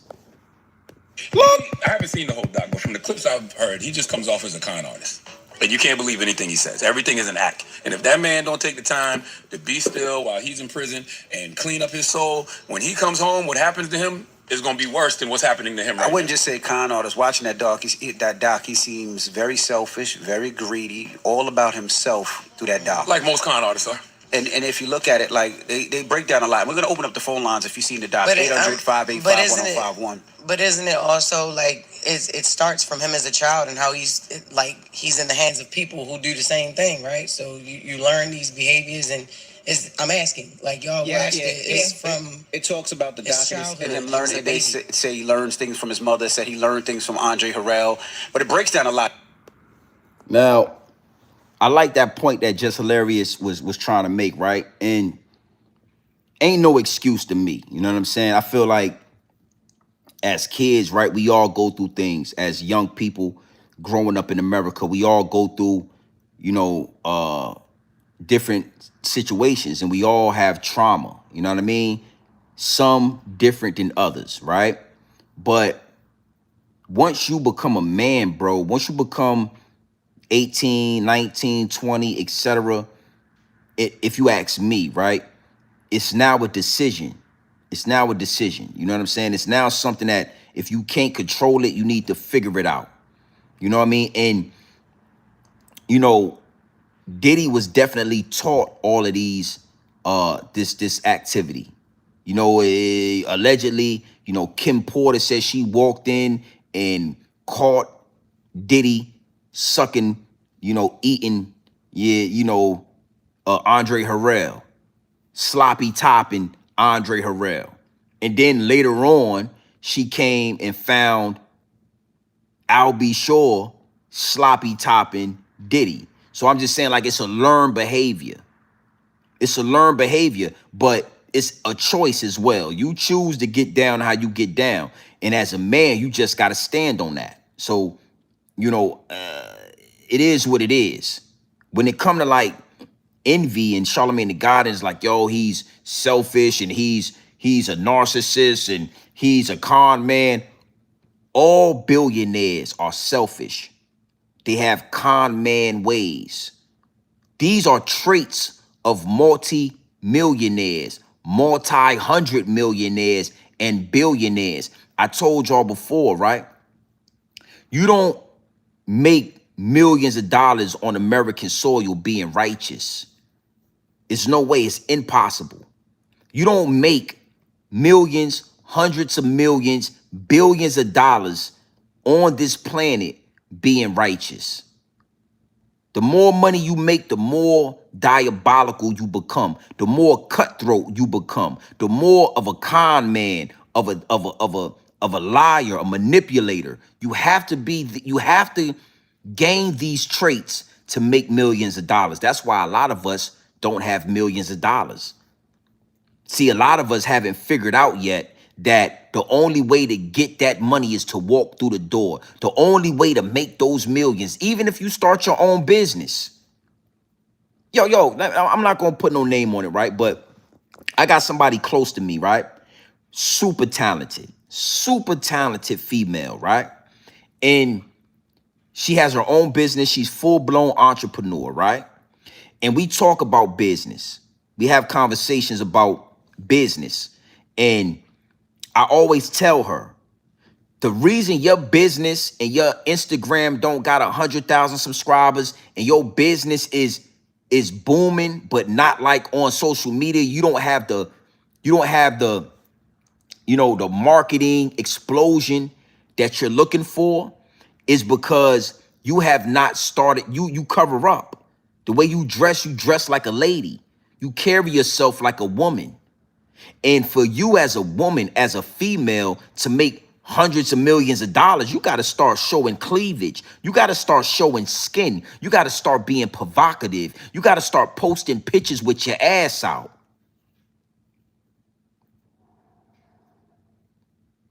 You see, you don't get to go to the next level without bending, breaking, and folding. What you think going on with these YouTubers? I'm telling you, y'all niggas want to go to the next level. You gonna get cool with these celebrities. You gonna start softening up your approach when it come to these puppets and all of that. So a lot of us have not, you know, we know how the game go, but we haven't put two and two together and said, well, the rules are meant to be broken. Yeah, they got rules, but them shits is meant to be broken. The only way to get millions, you gotta become cutthroat, nigga. You gotta be like Jay-Z. You gotta get cutthroat. You gotta cut Dame Dash off. You gotta steal from Beanie Siegel. You gotta rob these niggas. You gotta be like P. Diddy. You gotta be a manipulator.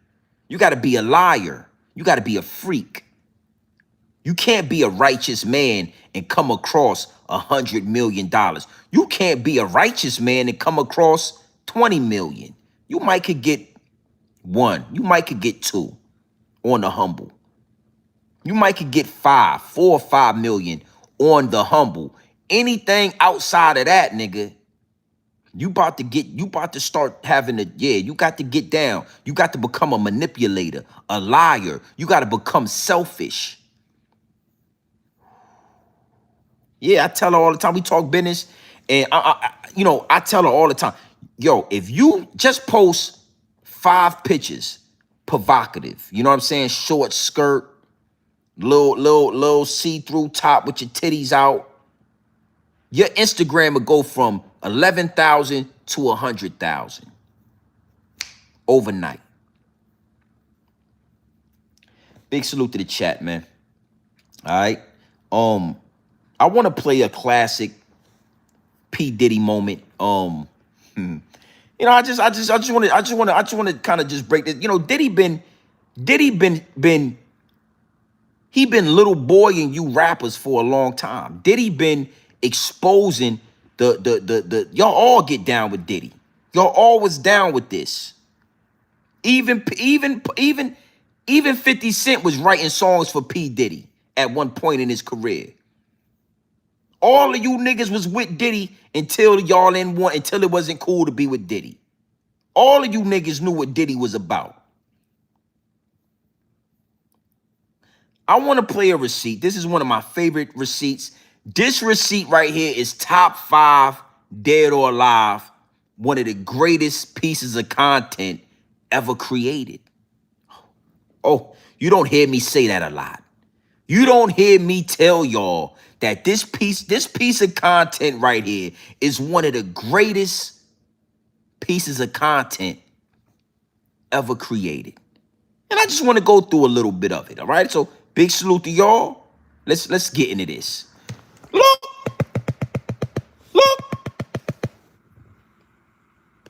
Mr. Lee, I love this drink. When you put my bag, I like when you like this, Daddy. Yeah, when you put my bag, Daddy, I like when you scrambling and scraping some shit. No, I like that. I've been practicing. I got it.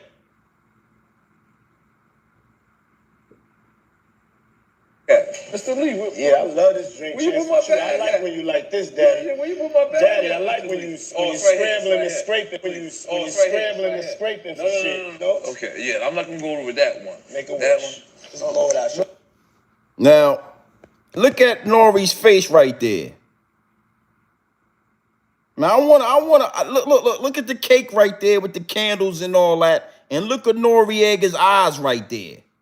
Now I want to give you some context on what you're looking at. Diddy told Nori, he said, I like you scraping and scrambling. I like when you do that, Dad. He called him Daddy, right? Diddy picked up a birthday cake and put it to Noriega's mouth. Told Noriega to blow out. My bad. Hold on. P. Diddy picked up a birthday cake with his hands like this. Put the birthday cake to Noriega's mouth. Told him to blow out the candles and all that. And you know what Nori did? He looked down at that birthday cake and them candles. He fixed his lips. And he blew out the candles. Let's get back. You know what? Let me stop talking. Look at Nori. Look.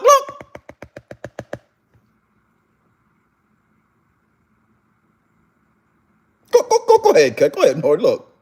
Over with that one. Make a wish. That one. It's all over that. It's your birthday every day. Every day is a birthday on drink day. Every day is a birthday on day. Every day is a birthday on drink day. Every day is a day. Every day is a day. Every day is a birthday on Drink Champs, goddammit. I'm in. Where I look back on where I became. Did you miss me though? For real? Because it seems like a thing. I miss his partying birthday with party. folks, man. Man, but I'm talking about for your birthday. Huh? Why won't you party with me for your birthday, man? We partied for my birthday before. You came to my party. No, but me and you ain't never really party. You know what I'm saying? Eyes, brother. Man. Eyes. I understand. You know what I'm saying? Okay. So check this out. It's me, Tyrese, Ray J, and F. Gary Gray. You know, I'm a type of nigga, I like variety, man. I like people that's unpredictable. You know what I'm saying? I like different personalities. So I was like, I never knew they would become what they are today. But you know what I'm saying? But like,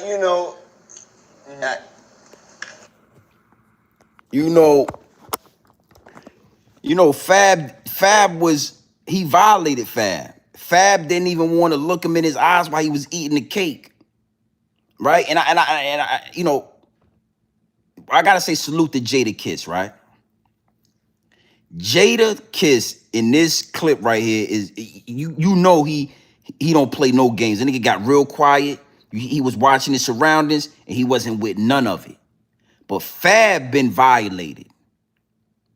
Diddy wanted to party with Fab, and Fab knew exactly what he was talking about, and he didn't expose it. He didn't say, "Man, what you talking about? Fuck you mean you want to?" He ain't say nothing. He ain't get gangster nothing.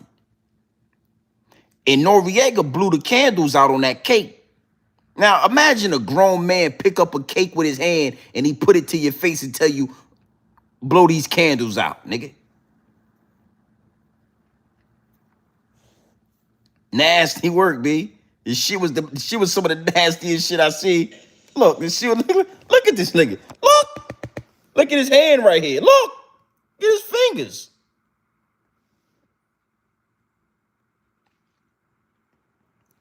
He's blowing the cake. He's blowing out the cake with his mouth. And look at his fingers right there.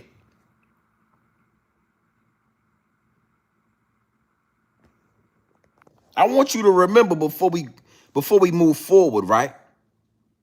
He got a Revolt deal for his podcast, and Diddy gave him a Maybach. Y'all don't remember when Diddy gave him that $400,000 Maybach, handed him the keys, and told him it was his? Why you think Diddy did that? Did Diddy do it? Diddy did it. Yes, Diddy did it. Diddy did it. Yes, he did. Did he do it? Yes, he did. Diddy did it. How you think Noriega got that Maybach and that Revolt deal? Putting his mouth on the candles and all, respectfully, allegedly.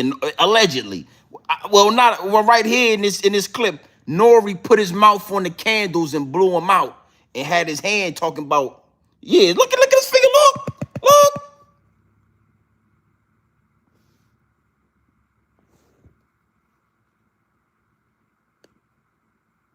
going with that one. Make it work.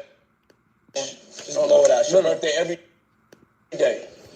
Every day's a birthday on Drink Champs, goddammit. I'm in. Every day's a birthday on Drink Champs, goddammit. Make it work. Look at his eyes. Did he got the motherfucking cake and look at his motherfucking eyes, man. Get his eyes. Blow it out. Your birthday every Look what he doing with it. Look what he did.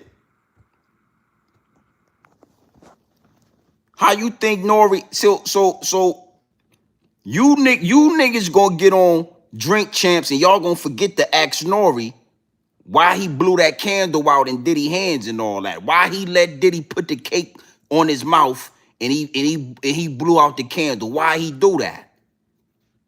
Cause y'all been compromised. Everybody talk about Fab when it come to this clip right here. Nobody realized that Diddy picked up a cake, put it in his face, and told him to blow out the candles, and that nigga didn't think twice. Put his mouth right there and blew. And you think Diddy wasn't watching his mouth? You think when he did like that, you think Diddy wasn't? Take that. Take that. Yeah, look.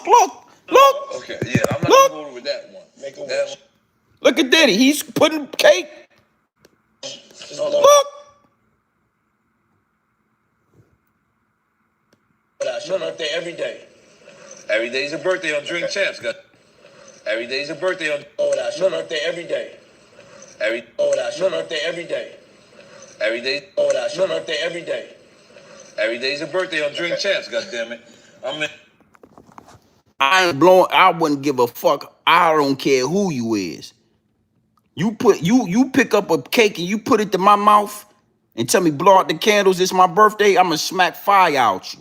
Yeah, we gonna fight. It would have been over. It wouldn't have been no more podcasts today. What happened? Yo, Nori and Puffy got in a fight, man. What happened? Yeah, Puffy put the cake to his mouth and all that, told him to blow the, yeah, man, we gotta reshoot tomorrow. Respectfully, all right? So let's get into another clip. That's top 5 dead or alive best clips of all time right there, if you ask me. All right, I want to get into another clip right here. Let's see what we got. I got a couple more receipts. No, I think I might got one more. I wanna play this last receipt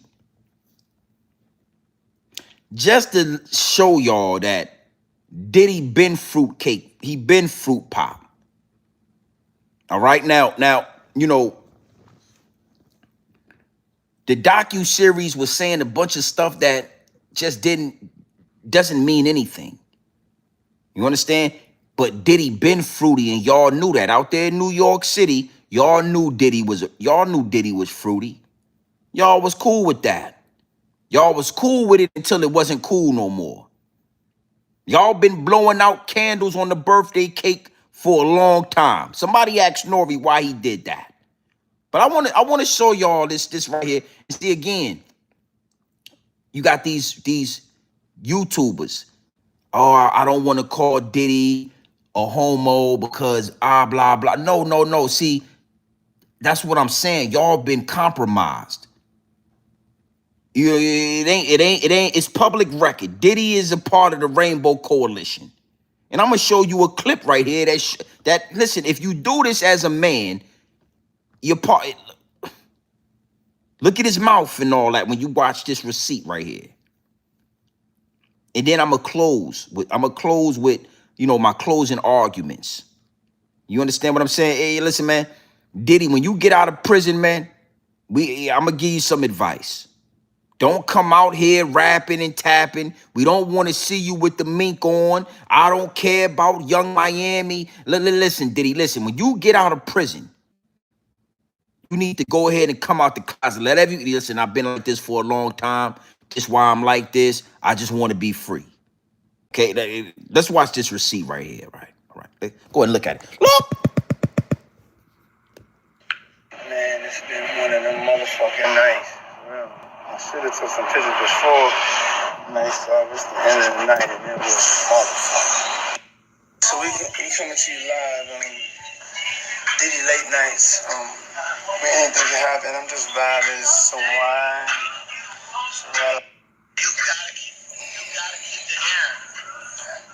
Yeah, I'm thinking I'm gonna wear this hair in Toronto in the morning. Hey, yo, let me ask you a question. When I get to the motherfucker floating like a motherfucking cloud, like you had clouds on your motherfucking shoes. You know what I'm saying? And that motherfucker moving around, freezing. Listen, freezing. Listen, freezing. Listen. Oh, I was like, this ain't no goddamn way. This is my motherfucking natural. I don't need to be ashamed of what the fuck. That's a motherfucking natural. It's a motherfucking natural. You know what I'm saying? I bring it to Toronto and Atlanta. I'm coming to Atlanta. Freezing. Listen. Oh, I was like, this ain't no goddamn way. This is my motherfucking natural. I don't need to be ashamed of what the fuck. That's a motherfucking natural. It's a motherfucking natural. You know what I'm saying? I bring it to Toronto and Atlanta. I'm coming to Atlanta. Yo, motherfucker, you coming or not, bitch? Man, I'm down. You're not. No, if you don't get to Toronto, get to Atlanta. I know you got a busy schedule producing all them hits. I'm definitely making it to Atlanta. Maybe. Freezing. Listen. Oh, I was like, this ain't no goddamn way. This is my motherfucking natural. I don't need to be ashamed of what the fuck. That's a motherfucking natural. It's a motherfucking natural. You know what I'm saying? I bring it to Toronto. It's a motherfucking natural. You know what I'm saying? It's a motherfucking natural. You know what I'm saying? It's a motherfucking natural. Look at that nigga eyes right there. Look at that nigga eyes. That motherfucker eyes, man. I'm trying to tell you, son. Now, understand, this is this very man fucking your baby mama, having freak offs with her, playing and cum and all that. This cause she got cum, he got everybody rubbing cum on, they smelling cum all over him, all on his nipples and all of that. All right, so When these dudes come out, oh, we ain't gonna talk about Diddy. Diddy, I ain't, nah. Diddy's a part of the Rainbow Coalition. All right, it is what it is. You see him say it was a natural right there. He ain't got to be ashamed no more. He gonna wear his natural hair, bitch shaking his hair around and all of that. Man, let's look at some more. Look. You know what I'm saying? I bring it to Toronto and Atlanta. You coming to Atlanta? Yo, motherfucker, you coming or not, bitch? Man, I'm down. No, if you don't get to Toronto, get to Atlanta. I know you got a busy schedule producing. Get him out. Most people, man, in Atlanta, I'm bringing something special. Hey, yo, Toronto, Cash, what up? XO. I know T-Dot. What's up, Six God? Drake, what up, baby? Yeah, we coming, baby. Yeah, Cash. Toronto always show love, you know what I'm saying? You guys understand these big sweets. I came in for the biggest sweet ever. I remember I came out there, I was the biggest sweet in Toronto. They got me some shit cool up top. Everybody's there, little X, you know what I'm saying? Drake was even in that mode. So, we going to Toronto, and we just going to have fun. That's it. Flies over. Told you.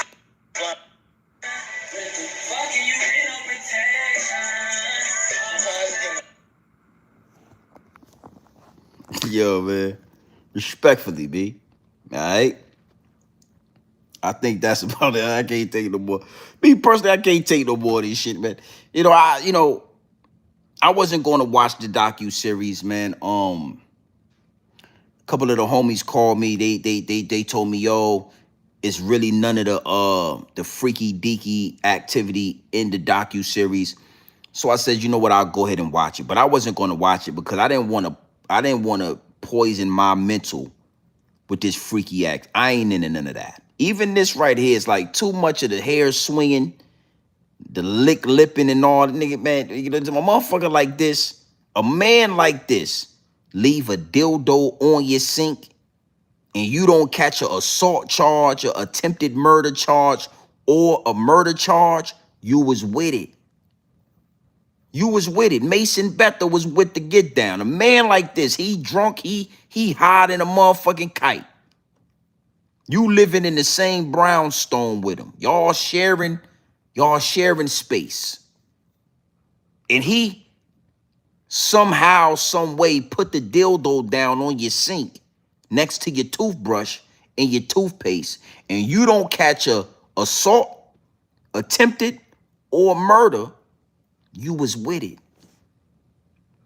I can't even watch this shit. This, it's too much for me. I can't even get into it. So again, I was able to watch the docu-series. I was able to just take a lot from it. And nasty work, man. Absolutely disgusting. On both sides. On both sides. The real war is when a person like 50, somebody with influence like a 50 Cent, goes at the establishment. The same way Diddy did. Homosexual Diddy's a weird dude, but Diddy went at the establishment. Diddy went to war with those liquor tycoons, them billionaires. Diddy was going to war talking about a black political party. That's why all this shit got exposed. That's why all of this stuff got put to the forefront. That's why you got dudes like 50 Cent thinking that he a part of the algorithm, thinking that he a part of the establishment, thinking that he untouchable. Nah, homie. Nah, homie, in high school, you was the man, homie. What the fuck happened to you? The only reason why you even allowed to do this PR run and comfortably go at Diddy is because Diddy went at the establishment. Homo or not, Diddy's freaky. He's a freaky man. But when he said black political party, them people heard him. When he said it was discrimination in the liquor and he sued them for billions of dollars, them people heard him. Is what it is, and it'll be what it's gonna be. You ain't gangster till you do that.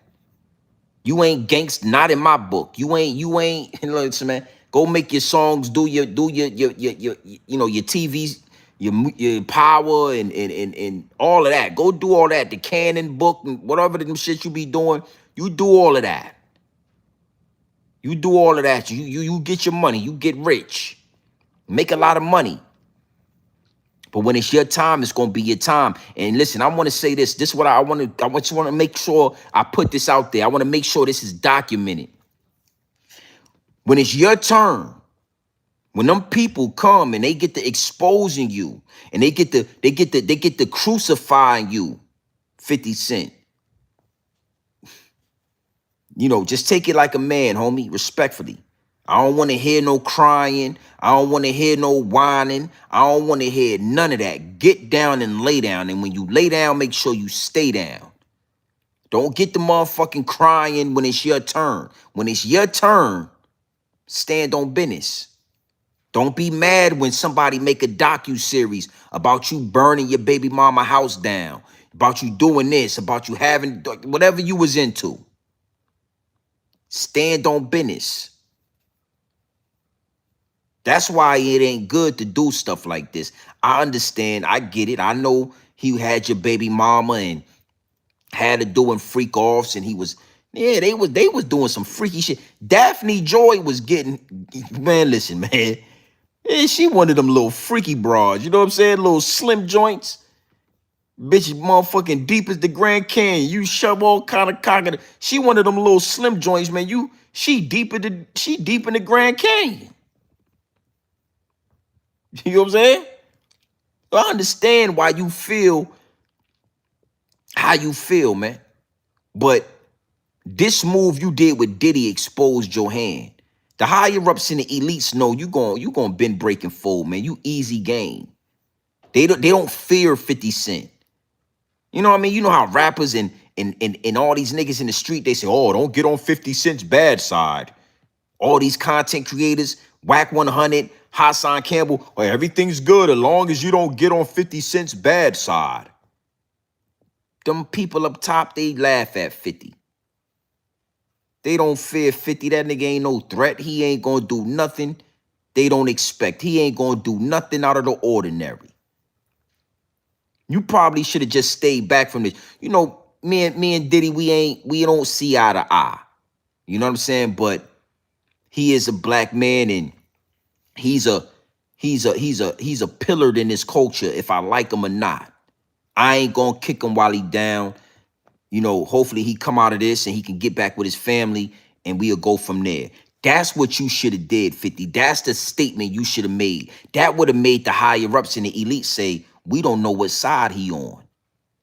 Damn, this nigga might turn on us. We don't know. I mean, he ain't, you know, we already let him know he could go at Diddy. He could make a docu-series. You know, we'll pay him.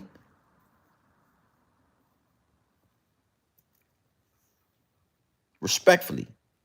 Respectfully, man. It is what it is, and it'll be what it's gonna be.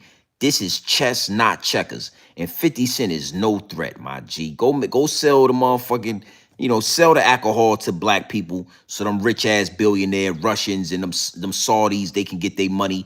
You can get your little cut. They could get that, they could get that money. Make sure you sell a lot of liquor to niggas. Make sure that Bronson, Cognac, Branson, Canyon, make sure that shit is being sold to niggas in the urban community. They drunk, they high, we gonna pay you. Shut the fuck up. Yeah, shut the fuck up. I don't care about your muscles. We don't care you been shot 9 times, nigga. We'll get you shot some more. Sell the cognac to them people. We gonna give you your cut and shut the fuck up. That's how they handling Diddy. I mean, that's how they handling 50. We the only ones respect 50 on that level. We the only ones look at 50 like he's some type of gangster or he's some type of tough guy. When 50 get around them people, oh, he's very polite. Very polite. All right, so big salute to the chat. We back at it, man. I ain't went nowhere. You know what I'm saying? I'm gonna speak on some things, man. We're gonna get into some different angles and some different topics. But I want to say this, right? Like, you know, when you handling grown man business, man, it ain't no way possible you going to be able to overly stimulate the algorithm. You know what I'm saying? Because this content is so potent, I could do what I do. I'm consistent with the content. But you gotta know too, man, everybody's not gonna be happy about your success and about your wins when it comes to certain things. So learning how to navigate this thing organically, learning how to see through the smoke and mirrors, not fall for the double cross, but always pay attention for the triple cross. It's an art to this, man. And just understand that if you don't see me for a day or so, I ain't went nowhere. But we still doing what we do here at Grown Man Business. It's still pure dope, straight off the brick, directly into the bottles, right? But it ain't no need to talk about every topic. It ain't no need to come up here and talk about any and every situation that they push into the algorithm. Because you got to know something. A lot of the narratives that we see when it's celebrities and with YouTube and with everything that's going on in the world, a lot of them are decoys. They throw a lot of shit in the algorithm. They throw a lot of narratives out there because they know a lot of y'all gonna talk about whatever they put out there so you can get some more likes and some more subscribers. We not gonna do that. We never did that. You know what I'm saying? Them Somalians, we spoke about that. Now we talking about this thing with Diddy because not only is Diddy freaky and not only is Diddy wrong and, but all of these celebrities get down like that to a certain extent. All of these celebrities either get down like that or they hang out and they do business with people that get down like that. So if you gonna kick Diddy when he down, why you ain't got that same, you ain't gotta just talk about niggas. You ain't gotta just talk about the urban community. You ain't just gotta point fingers at hip hop. How about start, yeah. Let's get it. You gangster, right? You 50 Cent. Right? So let's start, let's start doing docu-series on these dog fur Caucasoid, pedophiles and all of that. They did sex traffickers and all of that. You will never do that. You want to make movies about BMF and power and shit like that. You think you slick. We see what you doing. Get all in them rooms with them people and get to smiling and, you Curtis Jackson and, 50 cents. You can find me in the club, bottle full of bub. Yeah, you do that when you round them goddamn crackers and all of that. Yeah, you got with that dog fur Daphne Joy, and you thought you was about to have a family. You thought you had made it to the big leagues. You had finally impregnated a dog fur having woman. And guess what? She was the freakiest of the freakazoids. She is a porn star, all-star. I mean, she was having all-star freak-off weekends, and you was in love with her. So over here at Grown Man Business TV, it ain't no hate, it's all love. But we ain't about to tiptoe around the real. It's pure dope, straight off the brick into the bottles, and we ain't tiptoeing around the real. Keep your eyes open. Keep your head on a swivel. Understand why these celebrities is all in the algorithm. These celebrities is all with the YouTubers. They got every YouTuber in their mouth right now. You know why? Because they don't want y'all to talk like this. They don't want y'all to get on y'all platforms with 50,000 plus subscribers on it and talk like this.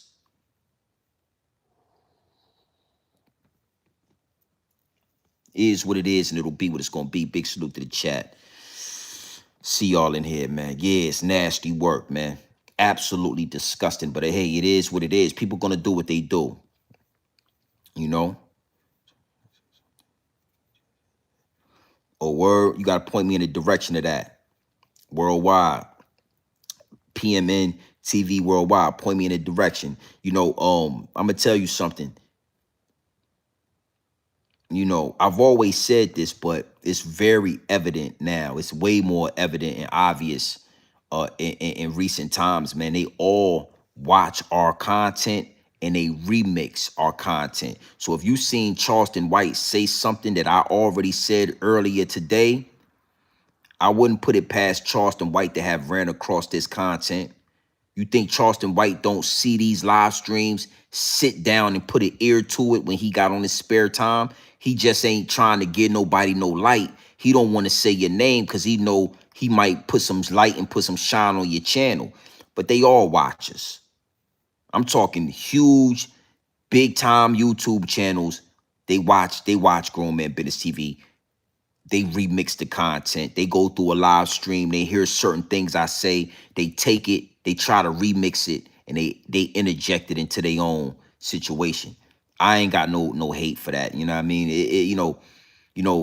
Imitation is the highest form of flattery. You know what I mean? You ever heard that? Imitation, it's a high form of flattery, my G. I'm flattered. You feel what I'm saying? And a lot of times these dudes is being facetious when they try to be facetious about it. You know what I mean? It is what it is, and it'll be what it's gonna be. Yeah, they try to be facetious about the situation. No problem with that. I got a book that can change up this whole shit. What's the name of the book? Salute to the chat in these YouTube streets, man, for sure, 100%. Scott, yeah, for sure. Yeah, man. You can only beat nasty work with nasty work. Yeah. That I like that. You can only, what I'm saying? It's like fighting fire with fire, man. You can only beat nasty work with nasty work. You got to be careful though. And we've been known, and I've been talking about this, but this is a portal that we dealing with. The higher ups and the elites are always working. They're always playing chess at the highest level, and they are continuously working overtime, trying to figure out subtle ways to get you in that door. They know they got to be subtle. They know what we looking for. We looking for the Nori door. Well, ain't nothing wrong. I mean, you ain't did nothing with him. The celebrity just gonna shout you out. He just gonna show you some love. He gonna post you on his channel. You ain't do nothing wrong, but they understand what that does to your content. They understand that makes you, biased now. Celebrity starts showing you some love. He start posting you. He starts saying your name, using your quotes. Now all of a sudden you don't want to talk bad, or you don't want to be real, because we ain't talking bad. We just being real. Now all of a sudden you sugarcoating the content. You stepping on the content. You adding baking soda and quinine to the content. All of a sudden your content ain't pure no more. You've been cutting it. Because you don't want to upset this celebrity who been showing you love. I'm good on that, man. We going to see 100,000 regardless. Regardless. Salute.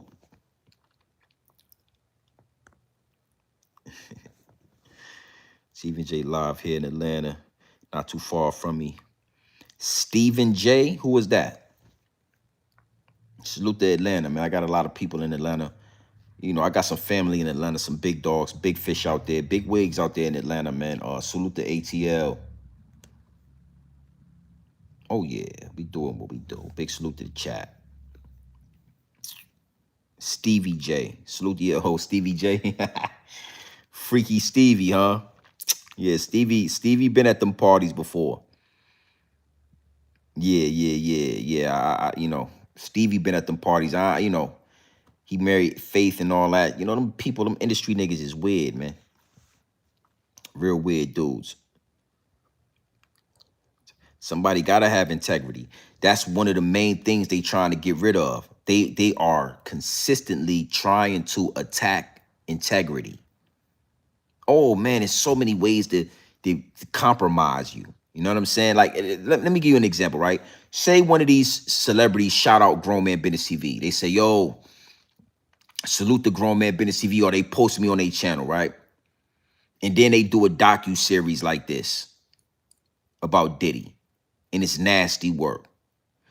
I gotta make it my business to come up here and say, yo, that's nasty work. You know what I mean? I can't sugarcoat this shit. I know you posted me on your channel, you showed me some love, blase, blase, blah, but that shit you did right there, I can't condone that. That shit was disgusting, man. You shouldn't have did that. That was terrible. You gotta do that. And you gotta do it out loud.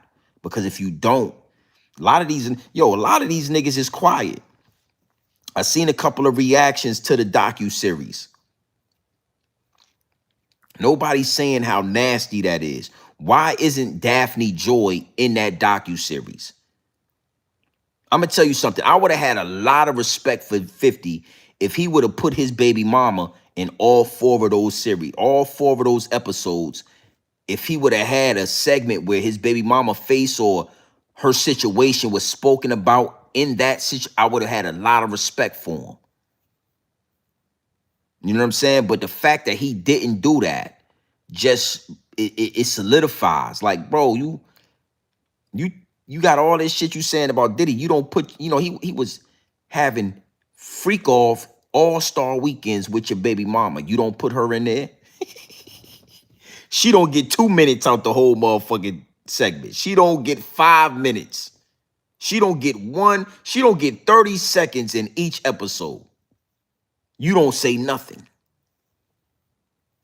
It got to the point, that's all I was waiting for. I was listening and watching the docuseries, and I was saying, I'm just waiting for, they spoke about Cassie. They spoke about, what's the boy name? Lil Rod.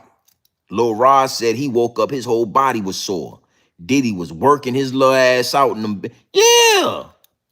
I'm watching, I'm waiting for Daphne Joy.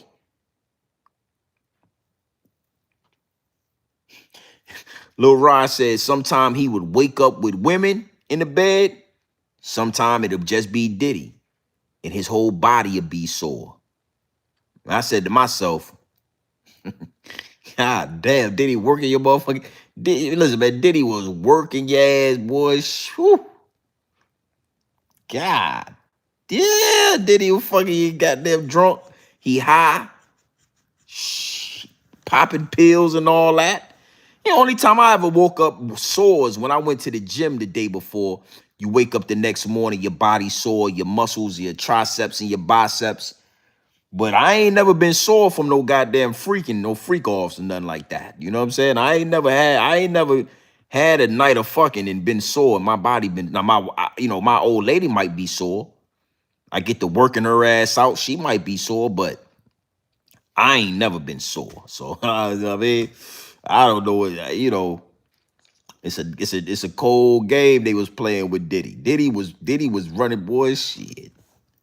Diddy was a motherfucking madman out there busting your ass down. Yeah, he was busting them down. Nigga said he woke up sore. His body was sore.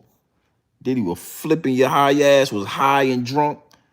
You feel me? You was all high and drunk with Diddy. Diddy was flipping your ass like a pancake, goddammit. Yeah. Flipping nigga named Lil Rod. You know what I mean? That's a hell of a name, brother. To be fucking around with Diddy and your name is Lil Rod. Yeah, I don't know, man. I don't feel bad for you neither, man. You're a grown-ass man, man. Yeah, man. I'll say this, right? It remind me of the Ghetto Quran, man. I don't know if y'all ever heard the Ghetto Quran, but that song, when we heard that song in VA, we was like, damn. And then when you like looked at the DVDs and you looked at the feedback from that song Ghetto Quran about Supreme and Prince and everybody out there that was killing and selling drugs, they all said they felt like it was telling. He was talking about shit that was going on and he rapped about it. So 50 got he got like a weird way of like doing like, I don't know, man, that shit is out of pocket. You know what I mean? Crazy all the smoke comes out when the house is on fire. Yeah, man, those parties stay full though. Yeah, for me, I think that nobody knew about the craziness before it absorbed it. See, I think a lot of them knew about it. You know, it's like the homeboy Mark Curry when he was talking about how they would spike half of the bottles and they knew that this half was spiked and that half wasn't, and they would make sure that they, you know what? Let's see if I got that receipt. I got receipts, but I feel like they all knew, B. They all knew, but they was just with it. You know what I'm saying? And when you with it, you with it. You know what I'm saying? When you down with it, you down with it. And they knew what was going on, but when you dealing with somebody like Diddy with all this money, all this influence, you know, you don't ever think that the party's going to end. You don't ever think that niggas is going to get caught or ever have to pay for. Yeah, let's look at this receipt right here. Big salute to the chat. Let me see what I got. Let's see me go check out my shorts, man. All my shorts do numbers. I got some legendary shorts, man. Let's see. Let's find my Curry. I got some legendary content up here, man, for everybody. Let's see. I think this is it. Let's see what we got. Let me see. Is what it is. To be on the road, you know, you. All right, no, that ain't it. Let me see. Let me see. Damn. Yeah, I want to find this joint just to show you what I'm talking about. Let me see if I can find it.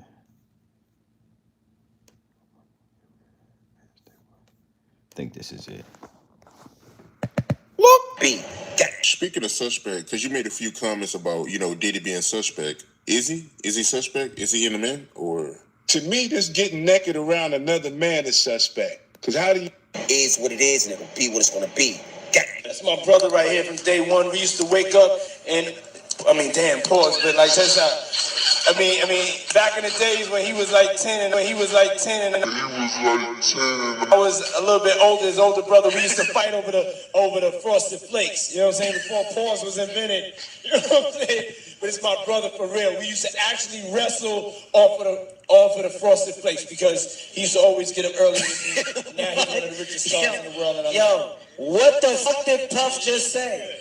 1 minute later. So I got a chance to see some things. Yeah, but you were 13. What were you seeing? I went there to see the lifestyle. Right. And I saw it. And it was but I don't know if I could indulge and understand what I was even looking at. It was pretty wild. 14 years old. You're a dad now. Would you ever send your kid to Puffy camp? Puffy camp? Hell no. Hell no. Wait, hold on. I got some more. I'm gonna find this joint real quick. That nigga said, yo, them niggas was wrestling over the frosted. Everybody knew what he was doing with Usher. Everybody knew how they was getting down. Hold on, let's see what I want to find this joint. Let me just find this joint real quick. Just like one of the funniest was. Hold on. I think it's this one right here. Let me make sure. This shit funny, man. Let me make sure. Hold on. Is what it is, and it'll be what Watch it's gonna this. be. Yo, let me tell you something. We used to go in the club and we go in. Is what it is, and it'll be what it's gonna be. Yo, let me tell you something. We used to go in the club and we go and get to the VIP. All of these girls come around the VIP and they just be standing there. We used to have these bottles, right? And on this bottle, they be regular Moet bottles. On them bottles right there, they've been to have something to make the girls be real slippery and all of this kind of stuff. So when you get up, they be like, don't touch them bottles right there and only drink them bottles right there. So we already knew what the drill was. You just don't mess with them bottles, right? Then all of the girls is in the club after a while. They all running, opening up their mouth like little birds. Just run around just popping pills in their mouth. Pop, pill. And then that was the party. But all of the females that was in it, that's what they wanted. That was what party. It was part of the hip-hop culture. We ain't see nothing wrong with it until Bill Cosby got in trouble. He did one too many. Man, look. Damn! Is what it is, and it'll be what it's gonna be. Yo, let me tell you something. We used to go in the club and we go and get to the VIP. All of these girls come around the VIP and they just be standing there. We used to have these bottles, right? And on this bottle, they be regular Moet bottles. On them bottles right there, they've been to have something to make the girls be real slippery and all of this kind of stuff. So when you get up, they be like, don't touch them bottles right there and only drink them bottles right there. So we already knew what the drill was. You just don't mess with them bottles, right? Then all of the girls is in the club after a while. They all running, opening up their mouth like little birds. He just run around just popping pills in their mouth. Pop pill, pill, pill, pill. And then that was the party. But all of the females that was in it, that's what they wanted. That was what party. It was part of the hip hop culture. We ain't see nothing wrong with it until Bill Cosby got in trouble. He did one too many. Man, look. Damn! See what I'm saying? They all knew about it. All of them niggas knew about it, man. You know what I'm saying? Respectfully, B. They all knew about it. You know, I seen a clip where 50 Cent said somebody had sent him pictures of Cassie a long time ago, way before we knew anything about it. Like penetration pictures where she was like, she was at a freak off.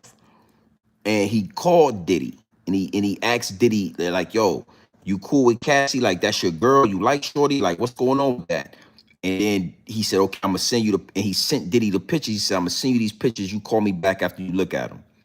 Diddy called them and was like, yo, this is crazy. Where did, you know what I'm saying? Blah, blah, blah. Where you get these pictures from? So even 50 knew they was having freak offs and all of that. Now he just didn't partake in them, but he knew about it. The whole industry knew. You understand? These niggas all knew what it was. And you know, some people chose to stay away and some people chose to engage in it. You know what I mean? Mark Curry right here said these niggas used to spike the bottles before this club was open. Trooper 69, see you in here. What it do, my G? They would intentionally spike the bottles. 50 bottles over here got the juice in it. Something that'll make the women get slippery. That's what this nigga said. He used them, he used the word slippery. I always thought that was weird. Like, I don't know. It was, you know, I don't know, man. You know, I ain't into that shit. You know what I'm saying? So like when he says it make them get all slippery, I was like, damn. That shit must be some powerful dope, you know what I mean? Them bitches must be, they must have made them wet. He said the word slippery, and I was like, damn. You know, something that's gonna make the girls get all slippery. I was like, damn, what the fuck that nigga, fuck you mean by that? You know? And then they knew, like, now let me give you some game on this. 50 bottles is spiked. Something that's gonna make the girls get slippery. The other 50 is regular bottles. Now, after we done started drinking, we started smoking, we done start getting high, drinking all, now the bottles and shit start getting mixed up. Now some of the spike bottles is over here with the real bottles, and some of the real bottles is over here with the spike bottles. And you think Meek Mill ain't pick up one of them bottles and get nice and fruity? You think Lil Rod ain't pick up one of them bottles because he thought it was a regular bottle, drunk the bottle, him and his homies, and next thing you know, you done woke up at Diddy house in the morning, he calling you daddy and all that. Yeah. That's where they got, see, that's where Diddy, the mastermind, Diddy knew about an hour or two in the partying.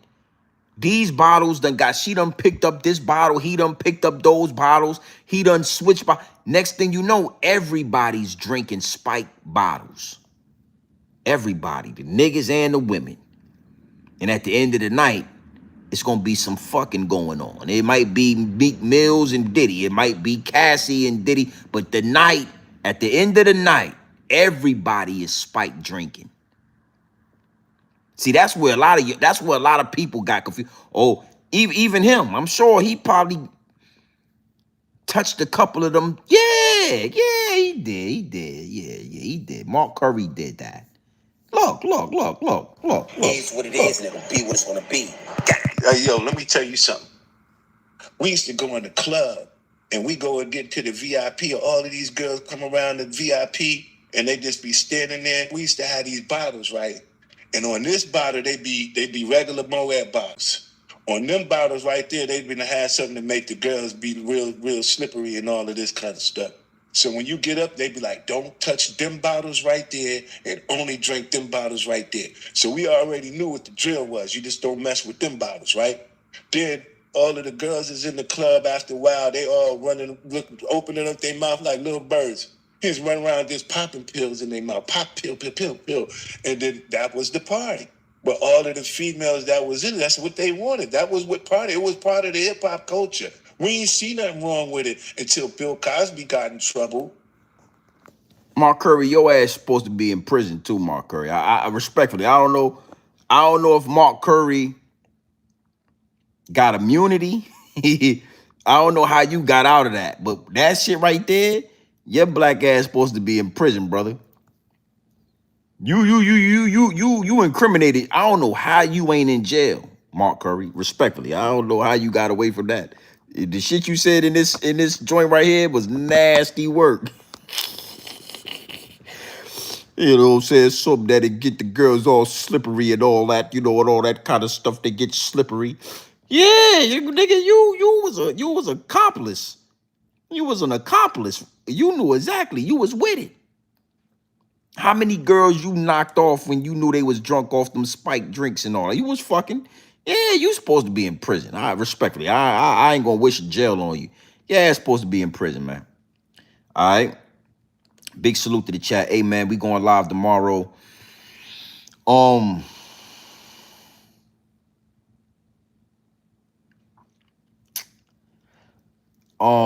We gonna have some conversations, man. I want to have some salute to everybody in the DM. You know, I had a couple of DMs in regards to a Max B video that I did, and it was some pretty valid questions, right? And I kind of want to talk about that, and I think maybe we'll go live about it tomorrow. But I said some things in the Max B video, not about Max B. Like, I stand on that. The paperwork that I seen and what is public information, if you ask me, Max B is a rat, right? Respectfully. But I said some other things about his girl. Yeah, and salute to, he's a free man. I ain't got nothing against him. Salute to that man. I like what he's doing. He's moving right, getting his money, taking care of his family.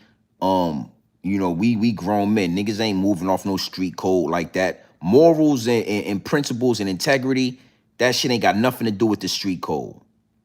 You know what I mean? So when I say that he ratted, I'm just saying for niggas who still engage in street politics and read paperwork and they live by the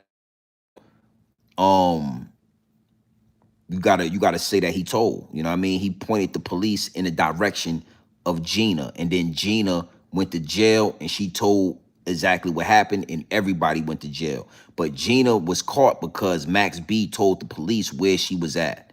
Respectfully, right? But I said some things about his wife, not in a disrespectful manner, but I said, like, no, it wasn't even Max B wife. It was Jim Jones' girlfriend, Chrissy. And some guy, a couple people was in my DM, and they was like, yo, why do you gotta leave her? Or why would you say Jim Jones should have left her after the accusations? Like, if he loved her, why would he leave her? What if the accusations was false? X, Y, and Z. And I thought about that for a couple of days, and I want to kind of talk about that. You know what I'm saying? I want to just speak to that part. And I think I'm gonna do a live in regards to that. It's just pure dope. It's real game. You know what I'm saying? You got to separate women and hoes. It's like we all males, right? But you got boys and you got men. But we all male, right? So they all females, but you got women and you got whores. You got ladies that are ladylike and you got whores. And you got to be able to separate the two. You know what I mean? So I'm gonna go in depth about that. Just giving up some game to the youngsters, to the OGs that's in my DM that's asking about that. You know what I'm saying? A woman is never gonna put herself in a position to even be accused of no whole shit. You know what I mean? Max B would have made a song about her touching it in Miami, it would have been like, nigga, I ain't even never been to Miami. I ain't never been to Miami with you or nobody. I won't never in Miami with a woman a woman, she ain't even gonna be in a position where you can use a situation to lie. You know what I'm saying? But whores, they always put themselves in positions in compromising positions. I'll say that.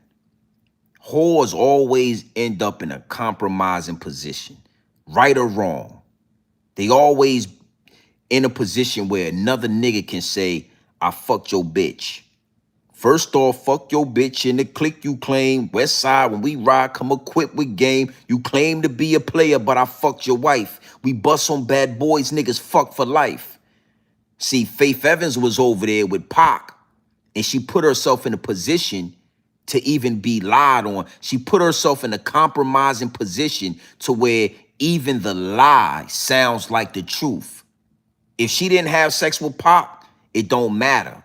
She put herself in a compromised position to where a lie is the truth. It sounds like the truth. So when you dealing with a whorish mindset of a woman, right? She'll put herself in compromising positions. And as a man, that's why you gotta leave. So that's what I was saying when I was talking about, Chrissy and Jimmy. Jimmy was supposed to leave Chrissy. You know what I mean? Like, the reason why Jimmy is a disgruntled rapper, an older guy that's always angry and arguing and fighting, and he seemed like he always, is because Max B made that song that he fucked Chrissy in Miami. She touched it in Miami. You know how many arguments they probably had over that situation? You know how Jim Jones over the years, you know how many arguments him and Chrissy had about her being in Miami? What really happened down there? Because he was supposed to leave Shorty. That right there, like, if it happened or not, you shouldn't even be in a position where a nigga could even, and if you stay, you turn to a Jim Jones. You turn to an old nigga that's mad. He don't want to marry the bitch. He been with her for 40 years. He ain't married her. He ain't took a walk. Because in his mind, he love her. But in his mind, she touched it in Miami. So, salute. But that's why I said, like, he was supposed to leave Shorty. And if Biggie Smalls would have never got killed, he was going to have to leave Faith. That was just inevitable. It's no way. It ain't no motherfucking way you went out there, did that song with a nigga I got beef with, and then this nigga do a diss song talking about, you know what I'm saying? You claim to be a player, but I fucked your wife. You lying, you looking at me like, no, no. We can't, because if you stay, you become a bitter man. You become bitter. You know what I mean? It'll make you bitter. You'll always think that nigga fucked your bitch. You know what I mean? It'll make you a bitter man. So as a man, you gotta walk away from that. You gotta say, you know what? I love you, but this ain't gonna work. A woman never puts herself in compromising positions. Whores always put themselves in compromising positions. And word on the street, Chrissy was one of them. She was a whore, respectfully. So salute to everybody on that. But I feel like I want to do a whole live stream on that because it's a lot of game that come with that. And I said that in that video. Y'all could go check it out. The Max B blames Funk Master Flex. It's a pre-recorded video I did. It's the last video that I did. And people that's in the DM, they really wanted me to elaborate on that. You know what I'm saying? Because they felt like I like, why would he leave Chrissy? Max B could have been lying, X, Y, and Z. Well, a nigga can't just, if a nigga ain't never even been if a nigga can't just lie. But a nigga can manipulate some shit. If you put yourself in a compromising position, a nigga can make up some shit, and that's women gotta move like women. Move like a woman. Move like a fully grown old lady. Move like a wife. Move like a respectable woman, and you won't have them problems. Big salute to the chat. If she's from the streets, you married the street. Exactly. He had already left her in his mind, but not his heart. Exactly. Exactly. You know what I'm saying? He in his mind, he ain't never married Chrissy. That bitch, he ain't put no ring on shorty. Think about that. All these years, he ain't marry her because he wanted Max B to stay in jail for 75 years. You know what I mean? They probably doing a lot of arguing right now. Right? Women need to move like wise ladies, and you can avoid the BS. Yeah. Always remember that. You know what I'm saying? A woman is not gonna put herself in she not gonna be in no room with no nigga or no hotel with no nigga or secretly talking to no nigga. She not gonna be doing none of that. So then when the nigga come out and be like, oh man, well I've been talking to your bitch or I've been fucking your bitch. It ain't gonna be no hidden text messages. It ain't gonna be no DMs. It ain't gonna be none of that. A woman ain't gonna be in no position to compromise herself.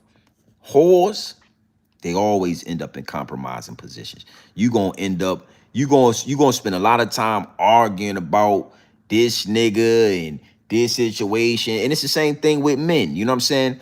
Like real stand-up men, you ain't gonna really have no compromising situations. A stand-up nigga ain't gonna have no bitches in the DM that could reach out to his old lady and say, yo, me, woman to woman, me and your man been doing this, or woman to woman, me and your man been doing that. But when you dealing with a dog ass nigga, it's gonna be a lot of bitches that say they fucking your man or fucking your husband. It's gonna be a lot of bitches that's gonna send you text threads of you, her and your man talking on, when you at work. You know what I'm saying? It's gonna be a lot of bitches that could send screenshot pictures of you sleeping, cause a lot of niggas they get around a bitch, they get to doing their thing and they go to sleep. Bitch take pictures of them while they sleep. Nigga drooling like a motherfucker. Bitch taking pictures. Like Whack 100. You know what I mean? He laying on his stomach with his ass out. Bitch behind him taking pictures. You know what I mean? Dog ass niggas always gonna be compromised. If you stay with the nigga, then that's your decision. You know what I mean? If you stay with a dog ass nigga, then that's your dog ass nigga. You know what I mean? But real big dogs, real stand-up men it ain't gonna be no bitch out there with no pictures of a nigga, with no threads, no goddamn DMs. Ain't no bitch gonna reach out to you. You ain't gonna have no problem. You know what I mean? Big salute to the chat. You know what I mean? I feel like we'll do a whole live stream on that though. You know what I mean? So we'll definitely double back on that.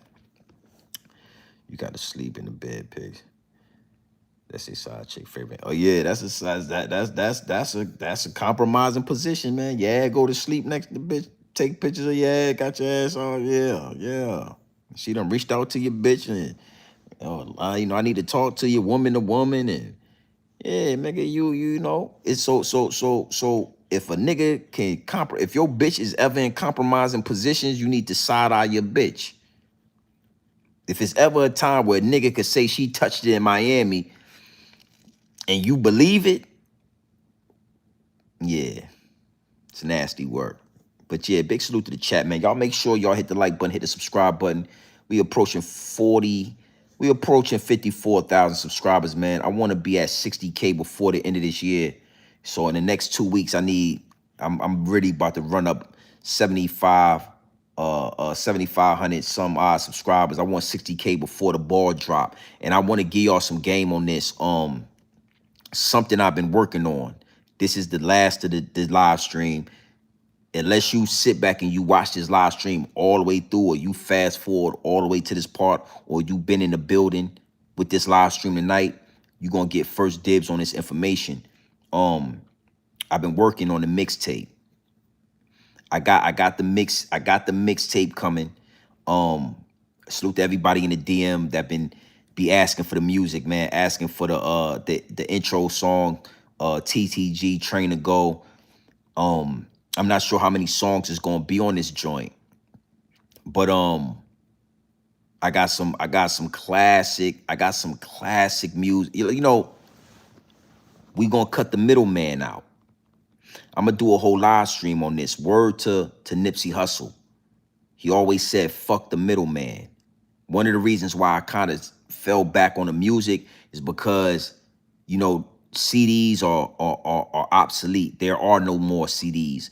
I'm not with streaming services. So I needed to find a way to cut out the middleman, and we found a way to cut out the middleman. You know what I mean? So, you know, I'm gonna have this mix CD done by the top of the year. And listen, man, salute to everybody that's selling CDs on YouTube. Salute to everybody that I see doing their music, their lane and their genre and their subject matter when it comes to music. But I'm want to tell you something, man. It ain't nobody storytelling, ain't nobody doing this shit the way I'm doing it. You know what I mean? And I'm not gonna get up here and play music for y'all to hear it. When the CD is done and it's available, you will be able to hit my Cash App, and I'll be and send me your email, and I'll be able to straight drop the link right to you, and you will have it in your phone. We not doing streaming services. I'm not sharing a penny with the higher ups and the elites.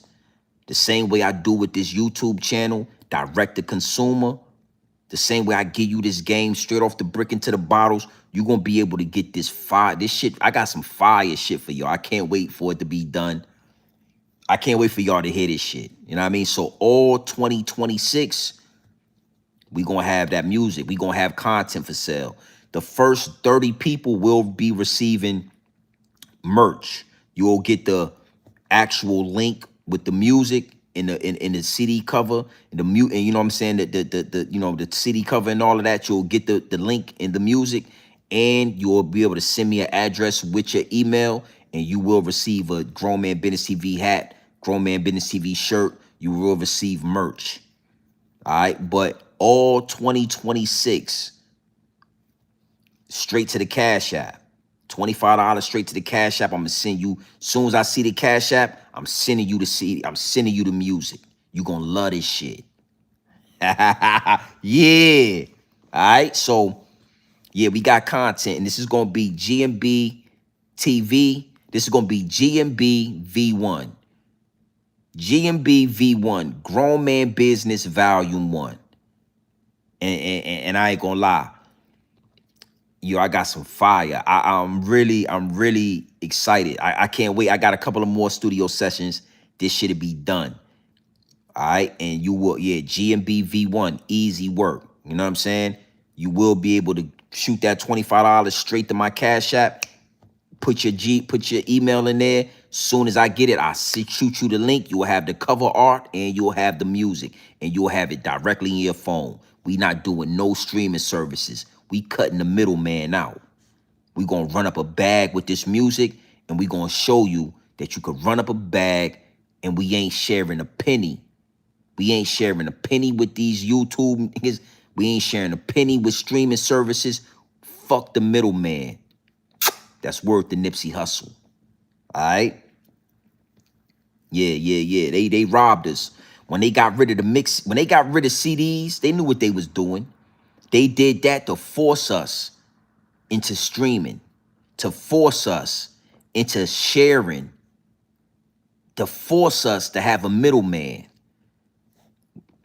Word that salute to Zip with the Drip, salute to all the other YouTubers that I see delivering music direct to consumer. Oh yeah, I respect game when I see it. Real gonna recognize real, game gonna recognize game.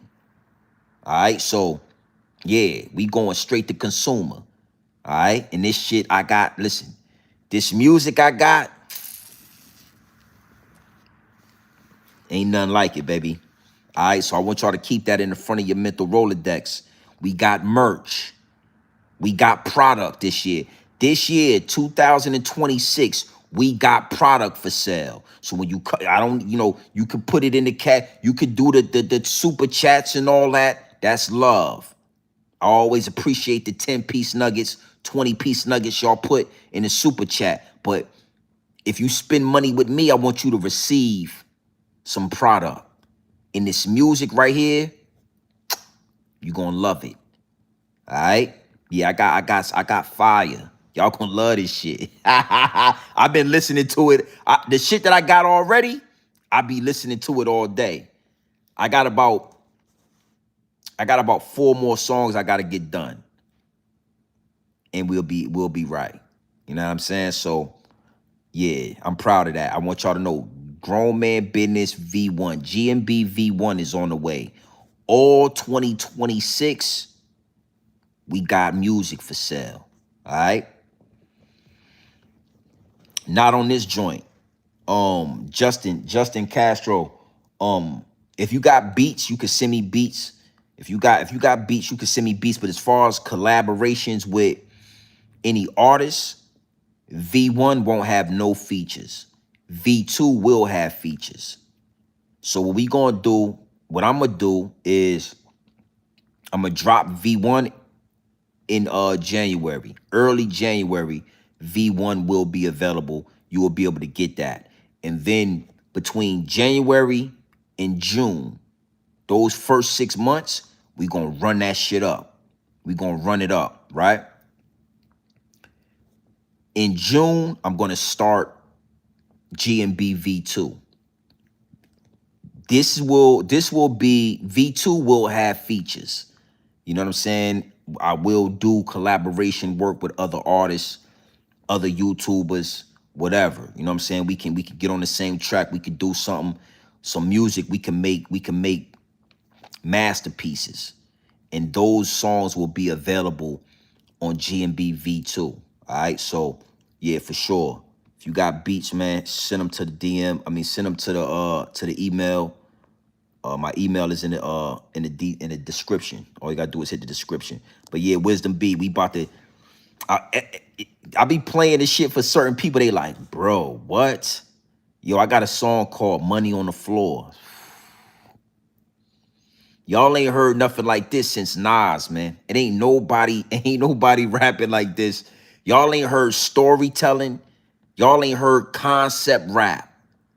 This ain't that Griselda Blanca shit. Salute the BFS and all of that. Salute the, Benny the Butcher and Conway. This ain't that.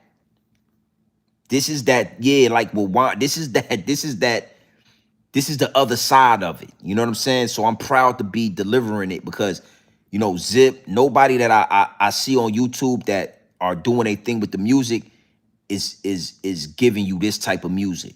You know what I mean? So I'm proud of that. Yeah. I'm proud of that. That Money on the Floor joint is fire. I got it. I already got it done. I got it recorded. That shit is crazy. The skits. We grew up with skits. You know what I mean? And I feel like that's something that a lot of people have forgotten about. You know what I'm saying? The skits in the music that pull the songs together and create a story. Yeah. We got something. So all 2026, we gonna have Grown Man Business V1, GMB V1. Be ready. You know what I mean? Salute to the chat. Yeah, we turning up, man. So yeah. Hit my email.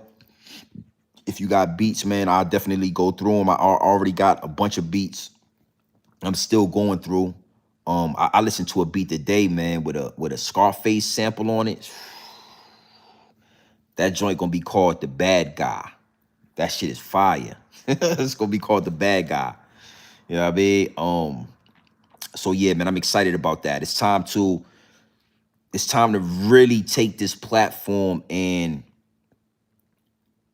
take it to another level with monetization, with hustling. You know what I'm saying? We almost got 60,000 subscribers. We got way more than enough subscribers where we could really, I'm a push this shit to the limit. You know what I'm saying? I built this channel organically and never asked for a handout, never asked for a super chat. I don't tell y'all to support this war. I show y'all how I get this money. But now we gonna take this platform and we gonna revolutionize this shit. I told you I'm a threat to the establishment. Nipsey Hussle was a threat to the establishment. He said, fuck the middleman. We gonna say the same thing and we gonna do the same thing, all right? And the music this shit is luxury rap. You know what I'm saying? This is luxury rap. This is next level content creation, baby.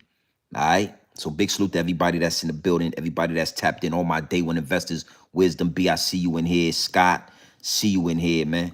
Justin Castro, what it do? You know what I mean? Salute to all everybody rocking with the channel. Y'all know how we giving it up. You absolutely know how we putting it down, all right? So you already know, man, it's your boy, Grown Man Business TV. You feel what I'm saying? You can tap in, you can tap out, but you know my slogan. You know what I suggest.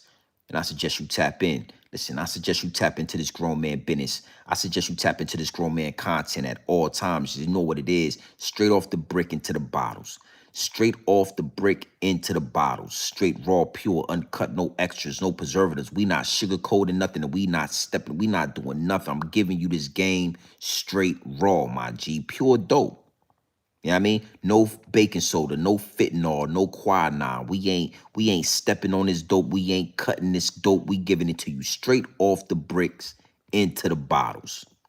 You know what I mean? That yo, oh no, that I like that. You know what I'm saying? But you know, straight off the brick into the bottles V1. You know what I mean? But you know, right now I'm going with G and B V1. You know what I mean? 50 Cent, man, nasty work. You know, I was just disappointed in 50 with that angle. Other than that, rocks with 50. Love the integrity, love the career, love the music.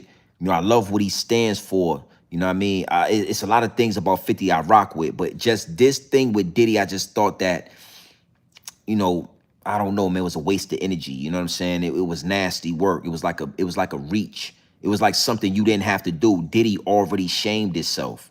That nigga is done. Like, I don't know, you know, did he get out of jail, man?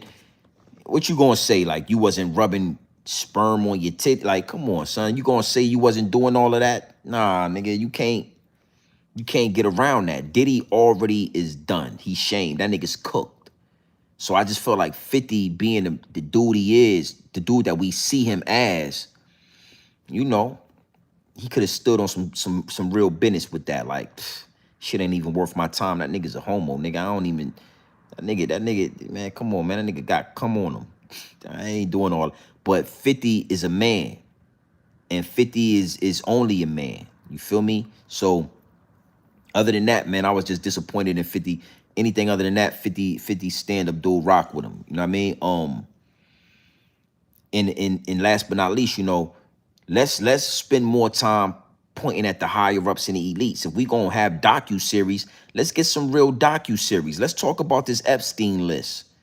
You know, let's talk about these governors. Let's talk about these, you know, Jimmy Iovine, Leo Corwin. Let's talk about these higher ups and elites that been robbing artists for all these years, robbing them for their intellectual property, stealing millions from them.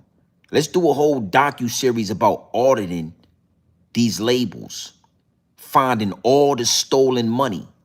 Imagine if all these artists got together and audited the labels. Imagine if 50 Cent came out and in the same way he's speaking out about Diddy, he came out and said, I want all you young niggas to call and contact me. If you got a record deal, if you are in cahoots with the higher ups and the elites, I'ma send my lawyer.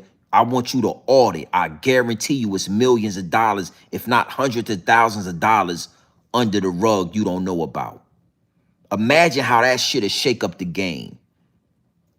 Imagine how that shit would really flip the music industry upside down if somebody did that. We don't need you. We don't need to know nothing else about Diddy, man. Do a docu-series on your baby mama and shit.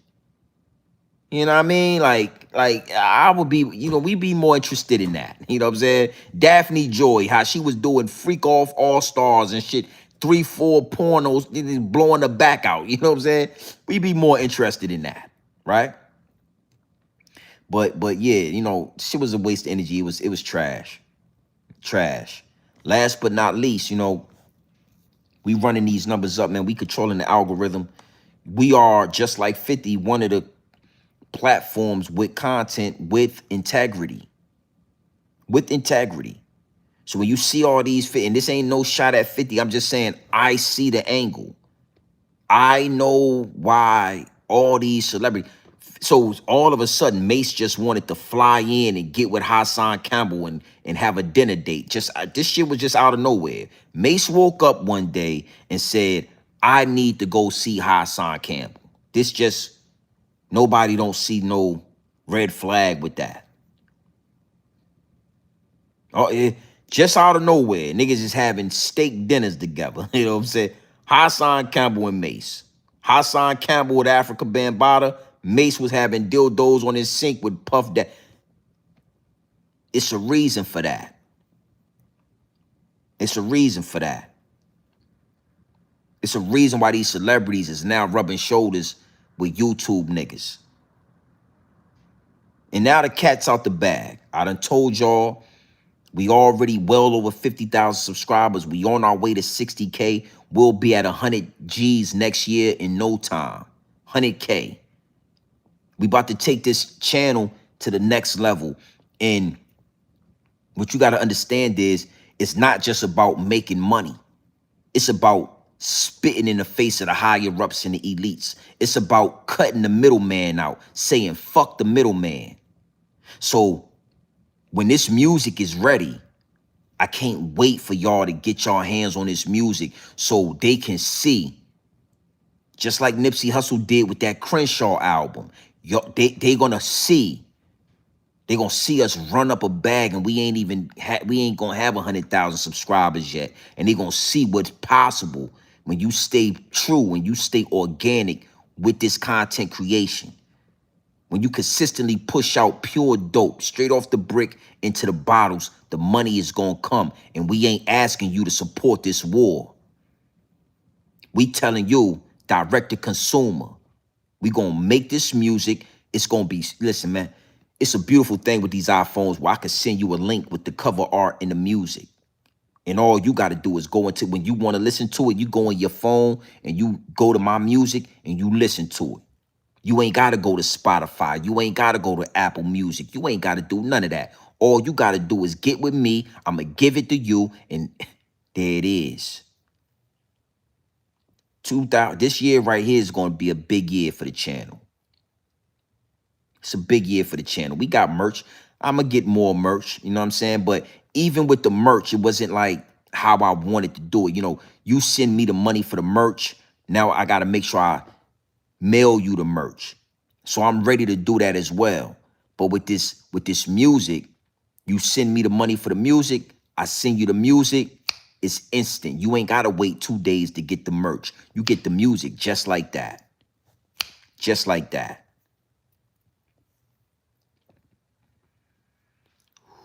Oh yeah. Yeah, big salute to the chat. Like I said, man, the anticipation is here. Big salute to Gully TV. It's a lot of YouTubers that I see doing this, just in different ways and different angles. You know, Gully TV, he's streaming. You know what I'm saying? Pillmatic 2, Pillmatic 3. You can go on streaming platforms and you can listen to it. I don't want none of my music on streaming platforms. We cutting the middleman out. This is word to Nipsey Hussle. All right. So yeah, top of January, it will be available. We getting all the cover art done right now. I got my team on it. I got my tech guy. I got my tech team is working. We got everything. The shit gonna be beautiful. And I'm just doing what I'm supposed to do. You know, putting my concepts on wax, on beat. Shit is gonna be love. Y'all gonna love it. All right, so every live stream from here on out, from this live stream forward, I will be mentioning, all right, G&B V1. You know what I mean? That's going to be top of January. It's going to be ready. And we going to get right up here like we do. And we going to have this dope for sale. We going to have this dope for sale. Hustling. We going to hustle this dope like it ain't nothing. Pure dope. Just like that every time. Every time I hit that live button. Every time I see a cash app, we gonna be hustling this dope. All right? Big salute to the chat, man. You already know it's your boy, Grown Man Business TV. You feel what I'm saying? Now listen, man. You can tap in, you can tap out. But you know my slogan. Yeah, you know what I suggest. And I suggest you tap in. Gang.